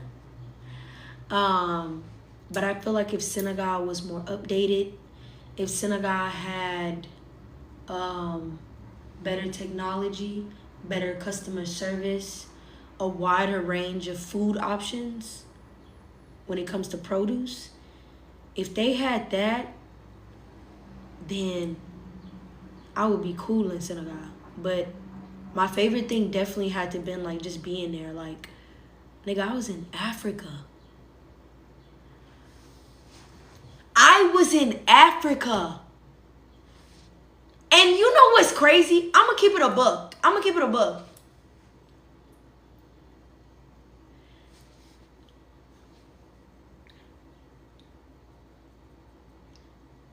People be getting mad at Americans, Black Americans, for going to Africa and getting excited about every single thing, right? But y'all gotta understand, like, all our life, Africa was something that people talk so bad on. All we seen was people didn't have food, people didn't have water, people didn't have this, people didn't have that. So to go to Africa, spend time in Africa, and see that everything you was taught in America about Africa, majority of the things, was a lie, that's the biggest flex. I don't know, when I went to Senegal, I didn't have no expectations. I swear being there is it's a really big eye-opener. When I was in Senegal, do you know how many business ideas I had? Bro, I was telling my husband, I'm like, we need to do this. We gotta do this. I know some people that could do this. I can sign these papers and we gonna do. That's why I don't like to talk. Because when I be talking, you gotta be a real smart person to understand what I be saying. You gotta be very selfless. You gotta look at the longevity of things and not short term. To really be like, all of you spitting. All of you spitting. Like, bruh, there's so much money to be made in Africa, bro. It's so much money to be made. I'm not joking. It's so much money to be made. My only thing is, if I'm finna make money in Africa, I ain't selling nothing in Senegal. I'm not selling nothing in Senegal. I'm sorry. No. I'm not building no business in Senegal. No. And at first I thought it was a good idea. Because I was like, my mother-in-law there, my nieces. We got friends, family there. So we'll have people to be able to do what we need to do when me and my husband can't. I was like, that's cool. But to do business in a country where you don't understand the language, that's dangerous waters. Even if you do have people there, that's dangerous waters you playing with. Nobody there speak English for real. French and Wolof. And even if they do speak English, they're not finna be speaking English to you. They not speaking English around you. When you go to the court to fill out paperwork, they speak French and Wolof. Ain't nobody speaking English. You might get 2 people that speak English. But when you need any type of business transaction, them people speak French and Wolof. I'm not doing no business in no place where I need my husband next to me 25/8. That was the one thing I hated when I was in Senegal. Like, I love being attached to my husband's hip, but when you gotta do something and you can't do something because you gotta have your husband next to you, it's draining. Like, bruh, before I got in a taxi, I went 2 places without my husband. I went 2 places. I got in a taxi twice. Went to a place without my husband. I went to this big school because I was thinking about staying in Senegal. I'm not gonna lie. I was thinking about living there. And I have a close friend who is a director at one of the biggest schools in Senegal. One of the most expensive schools in Senegal. She's a director. So she invited me to go to the school to see everything, tour, see the kids, whatever. So I was like, okay, I'll be a teacher in Senegal. I'll stay in Dakar and be a teacher. And so I went. It was amazing. Loved it. She's American as well. She speaks full Wolof, full French. She don't speak French. She speaks full Wolof, full English. But she's been there a while. And I was just like, I can't do it. This lady walked up to me. She said, Nakamu. And I didn't know what Nakamu meant at the time. And it was just so embarrassing for me because I was like, nah, I can't stay here. I was like, I can't. Like, if I stay here, if I work here, I got to be able to speak the language because before I got there, my husband had to order the Yango on his phone so he could see where I'm at and then talk to the driver in Wolof, and then I got in the car and he took me to the location. And then on my way home, the lady who speaks Wolof, she had to order the Yango on her phone, and then thank you, LaShawn, Miss LaShawn, thank you. She had to order the Yango on her phone and then speak Wolof. Thank you for the heart, person of interest. Thank you. She had to order it on her phone and then speak to the guy in Wolof so that he could take me back home. And that's just that's not a way of living, bro. That's not a way of living. Like, no. So I would never do business in Senegal, honestly, because I can never say never. I said I would never marry a Senegalese man, and I married a Senegalese man. So never say never, but I will say that I don't want to do that because I don't speak their language. Ain't nobody gonna kidnap me. That's the one thing I like about Senegal. Thank you. That's the one thing I like about Senegal.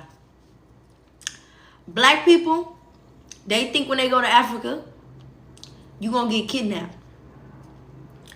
You gonna get sex trafficked. You gonna get all that type of stuff. It's a lie. Senegal. I can't speak for them other African countries. But Senegal is the one country where I could say, them man might, I don't know how you do the pew-pew. They might call your name. They might flirt with you while you walk. They might intimidate you. But they ain't gonna touch you. And baby, let you speak English. Let you tell them people you American. Oh, they gonna be scared. What? Oh, they gonna be scared. Let you say Nagadef. Let you say Nagadef.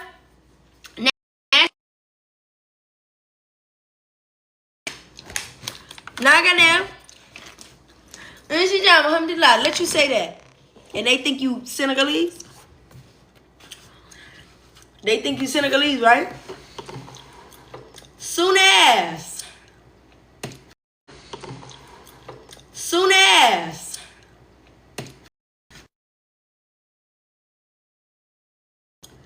Y'all, 2 people just called me back to back. Let me get on my laptop. Hold on. As soon as they start flirting with you and you start saying, I'm American, they'll shut it up real quick. Sorry. Sorry.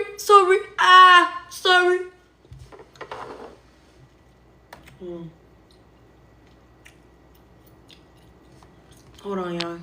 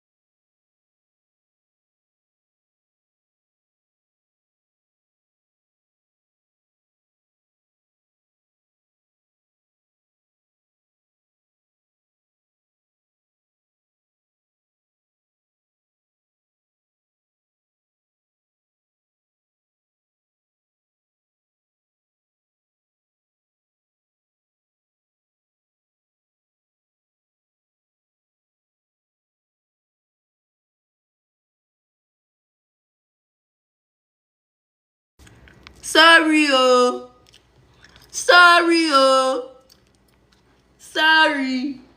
But yeah, I'm telling you, I might tell you a joke, but I'll never tell you a lie. I'll never tell you a lie. Erica, you missed the whole live. We talked about everything.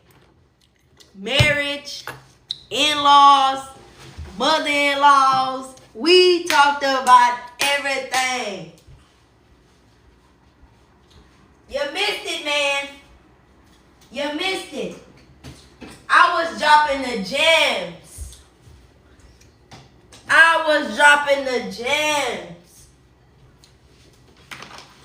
Y'all can see.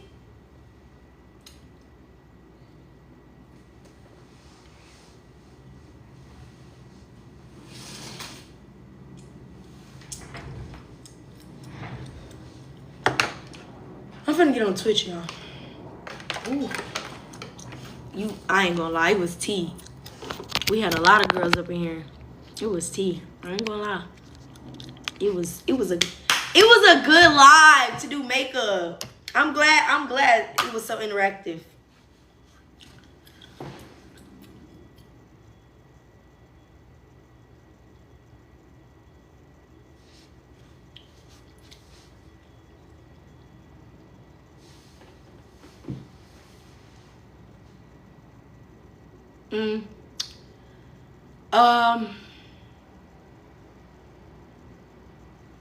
That question just made me so emotional. Oh my God.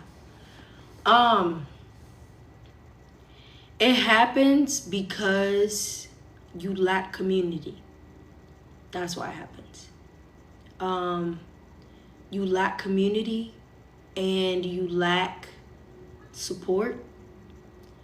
But also when you revert, you're trying to find yourself again. You're rebuilding on top of a foundation that was already created. And when you don't have somebody to remind you of why you're doing it, or if you don't have somebody to flatten out the cement while you're dumping it down, you're gonna you're gonna feel like you're going crazy. You know what I'm saying?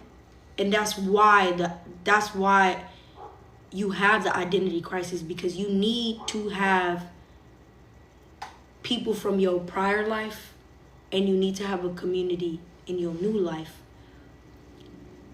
You need those people in your prior life to remind you of who you are. Because once you revert, you're letting the dean change who you are. You're letting God move you and shake you. But your, what is that word? What is that word I'm looking for? Fundamentals? No, not your fundamentals. I'm finding it. Who you are as a person. I'm trying to figure out what the word is. What is the word? You know the word where like your principles, the way not your value, your principles, the way you was raised, like all of your values, yes, all of those things, they all are supposed to, your morals, all of them, they're all supposed to stay the same. They just grow. You better them.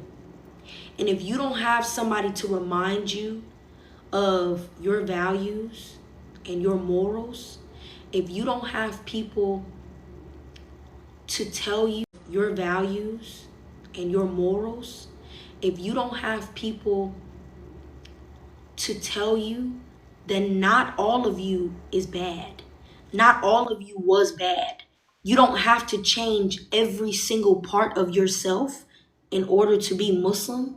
If you don't have people to make you feel like it is okay for you to be you and still take your time and be Muslim at the same time, if you don't got people to do that, you're gonna have a really, really, really bad identity crisis. And most reverts go through that. A lot of reverts from, thank you, Pookie. A lot of reverts from different, from heavy cultures. I have some friends that are, Hispanic. They go through it. Of course you're gonna go through it because your culture is very strong. You know what I'm saying? A lot of times, like these Arabs, these Desis, even black-born Muslims, they've never been through things that you might have been through in your life, things that I have been through in my life, things that a lot of reverts have been through. So they don't know how to connect with you. And if you don't have nobody that know how to connect with you on a personal level, not even worrying about the deen, just a personal level, if you don't got nobody that know how to relate to you, you're going to feel like you're going crazy. And you're not going to know how to level the playing field. So I personally feel like that's why the identity crisis happens when it comes to reverts. But, and it's not an easy fix. It's easier said than done. But honestly, it's something that affects me too. It affects me. It affects a lot of people that I know. And if I'm being completely honest, I got you. If I'm being completely honest, it's something that's very discouraging. So it also really sucks to talk about because you don't want to seem like the negative Nancy. You know what I'm saying? So yeah. But that question made me mad emotional because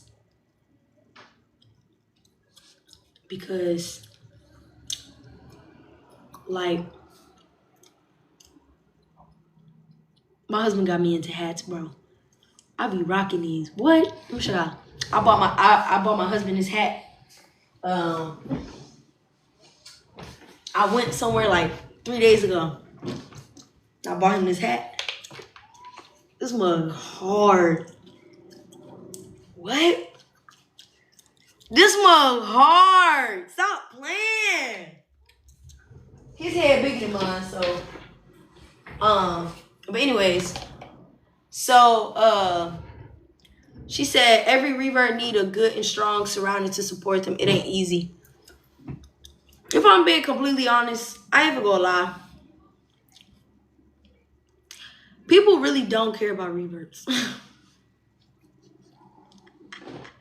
People dead don't give a shit. People dead don't. People dead don't care. I won't lie. And the sad part is like, when you be real and you no, I'm just joking. I'm just joking. Some people care. I don't know, ain't my business. I don't know. They don't. But I'm gonna say I'm just joking to lighten things up. I don't want to seem like a negative Nancy. But they don't give a shit. They care for their own benefits. They buttercup. Oh, astaghfirullah. Ya Allah forgive me. I don't know their intentions. Whatever their intentions is, inshallah is good. But what I was gonna say? Wait, what they asked me? Yeah. It's not easy. It's not easy to have good surroundings because, yeah, I told you that. I told you that. I told you that. I told you that. That's what they do. Yeah. When I was speaking, I felt like a negative Nancy. And I felt like that because you have to understand that it doesn't matter how many born Muslims you might know, they will never, ever understand how you feel. They'll never understand what you had to go through to find Islam. And majority of it is because you found Islam for yourself. They grew in it. You know what I'm saying? They have somebody to remind them every day. If the Muslim community bashes them, they have a family to go back to remind them of the story of this person or this situation and whatever. You, on the other hand, you got to fight yourself. You have to fight what you was taught versus what you are teaching yourself. You have to decide knowledge or experience. And yeah. And once you start talking about that, people are going to gaslight you. People are going to make you feel like you're crazy. And nobody's going to understand what you're saying. And also, people don't want to understand because people don't want to fix what they're lacking in. Literally. Everybody love to say this. Just care about yourself. It's between you and Allah. They love to tell reverse that. But you don't see nobody love to say this. Just care about yourself. It's between you and Allah.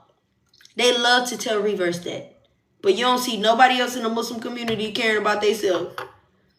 You don't see. But also, I feel like the identity crisis, if I'm being honest, Erica, I feel like the identity crisis is also because when you revert, you have this innocence when it comes to Islam. You have this innocence when it comes to the deen. You have this like positive idea of how Muslims are because of the knowledge that you have acquired. You know what I'm saying? And so you also have to process that I thought Islam was this way. I thought Muslims were this way. If they were this way, why don't I have the support that I need? Why don't I have the community? If people know that I reverted, if people know that I don't have a mom that's Muslim, why are they not here for me? Why do they not take time out of their day to send me a message, to communicate with me and things like that? You know what I'm saying?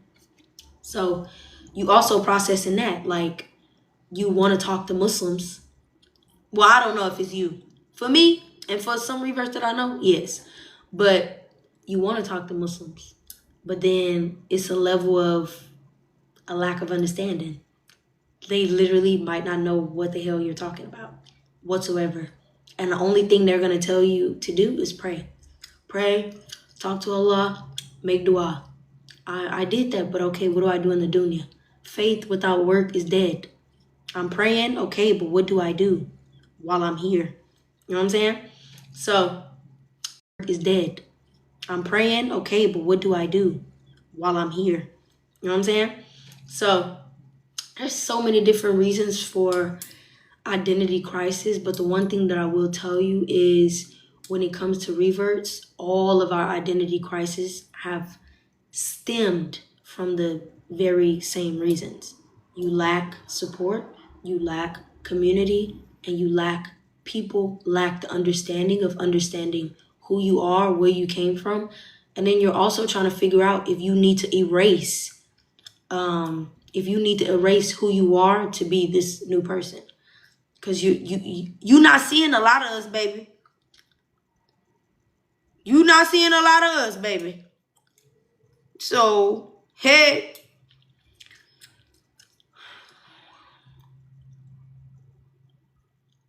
What does that even mean?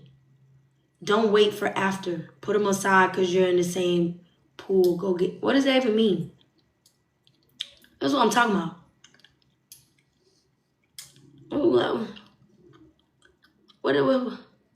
What that mean? But yeah, so it's crazy. I will say though, I hope that answers your question. It's something that's really sad. And unfortunately, I feel so dang. Unfortunately, like, I don't know how to, like, we know the problem. I don't know how to fix it yet, though. Like, I don't know. I don't know how to fix it. I could say, like, you know, get in the community, and then it's like, okay, boom, but that's easier said than done. Then when you get married, you kind of just stop, like,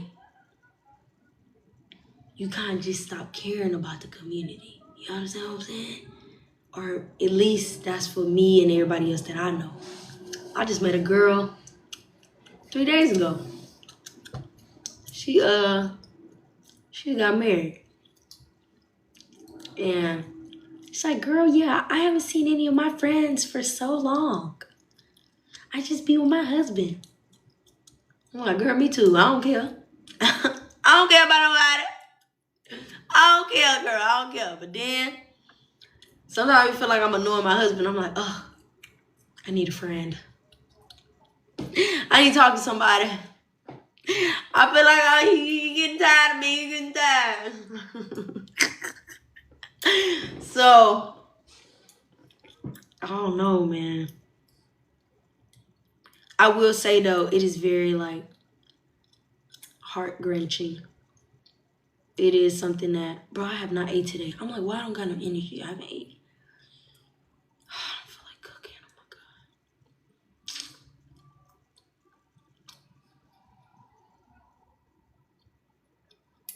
God. It is something that sucks.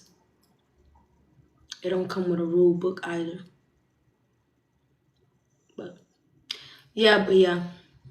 Sorry, y'all. I haven't ate, so I'm daydreaming. But anyways, for the girl who asked what I talked about in the 2 minutes, I'm going to give you a little rundown because I'm finna get on Twitch. I've been on TikTok for the past I've been on TikTok too long, 2 hours. I finished my makeup an hour ago. I'm finna get on Twitch. Streaming University. But I talked about mother-in-laws, what you could do if your mother-in-law don't like you, how you can rekindle the relationship, how I think you should rekindle it. I talked about people not being so stubborn. Communication in marriage. Honestly, we just talked about marriage. Drop some gems. Drop some things that I learned. Woo the woo. Yeah, honestly. Yeah. Yeah, that's what all we talked about. It was a lot though. People had a lot of questions. I really liked it. I ain't gonna lie. Today was a good live. I ain't gonna lie. I guess y'all gave me a little motivation to make a video. I guess they gave me a little motivation. I guess I give y'all a little video. I was trying not to make no video and just do my streaming.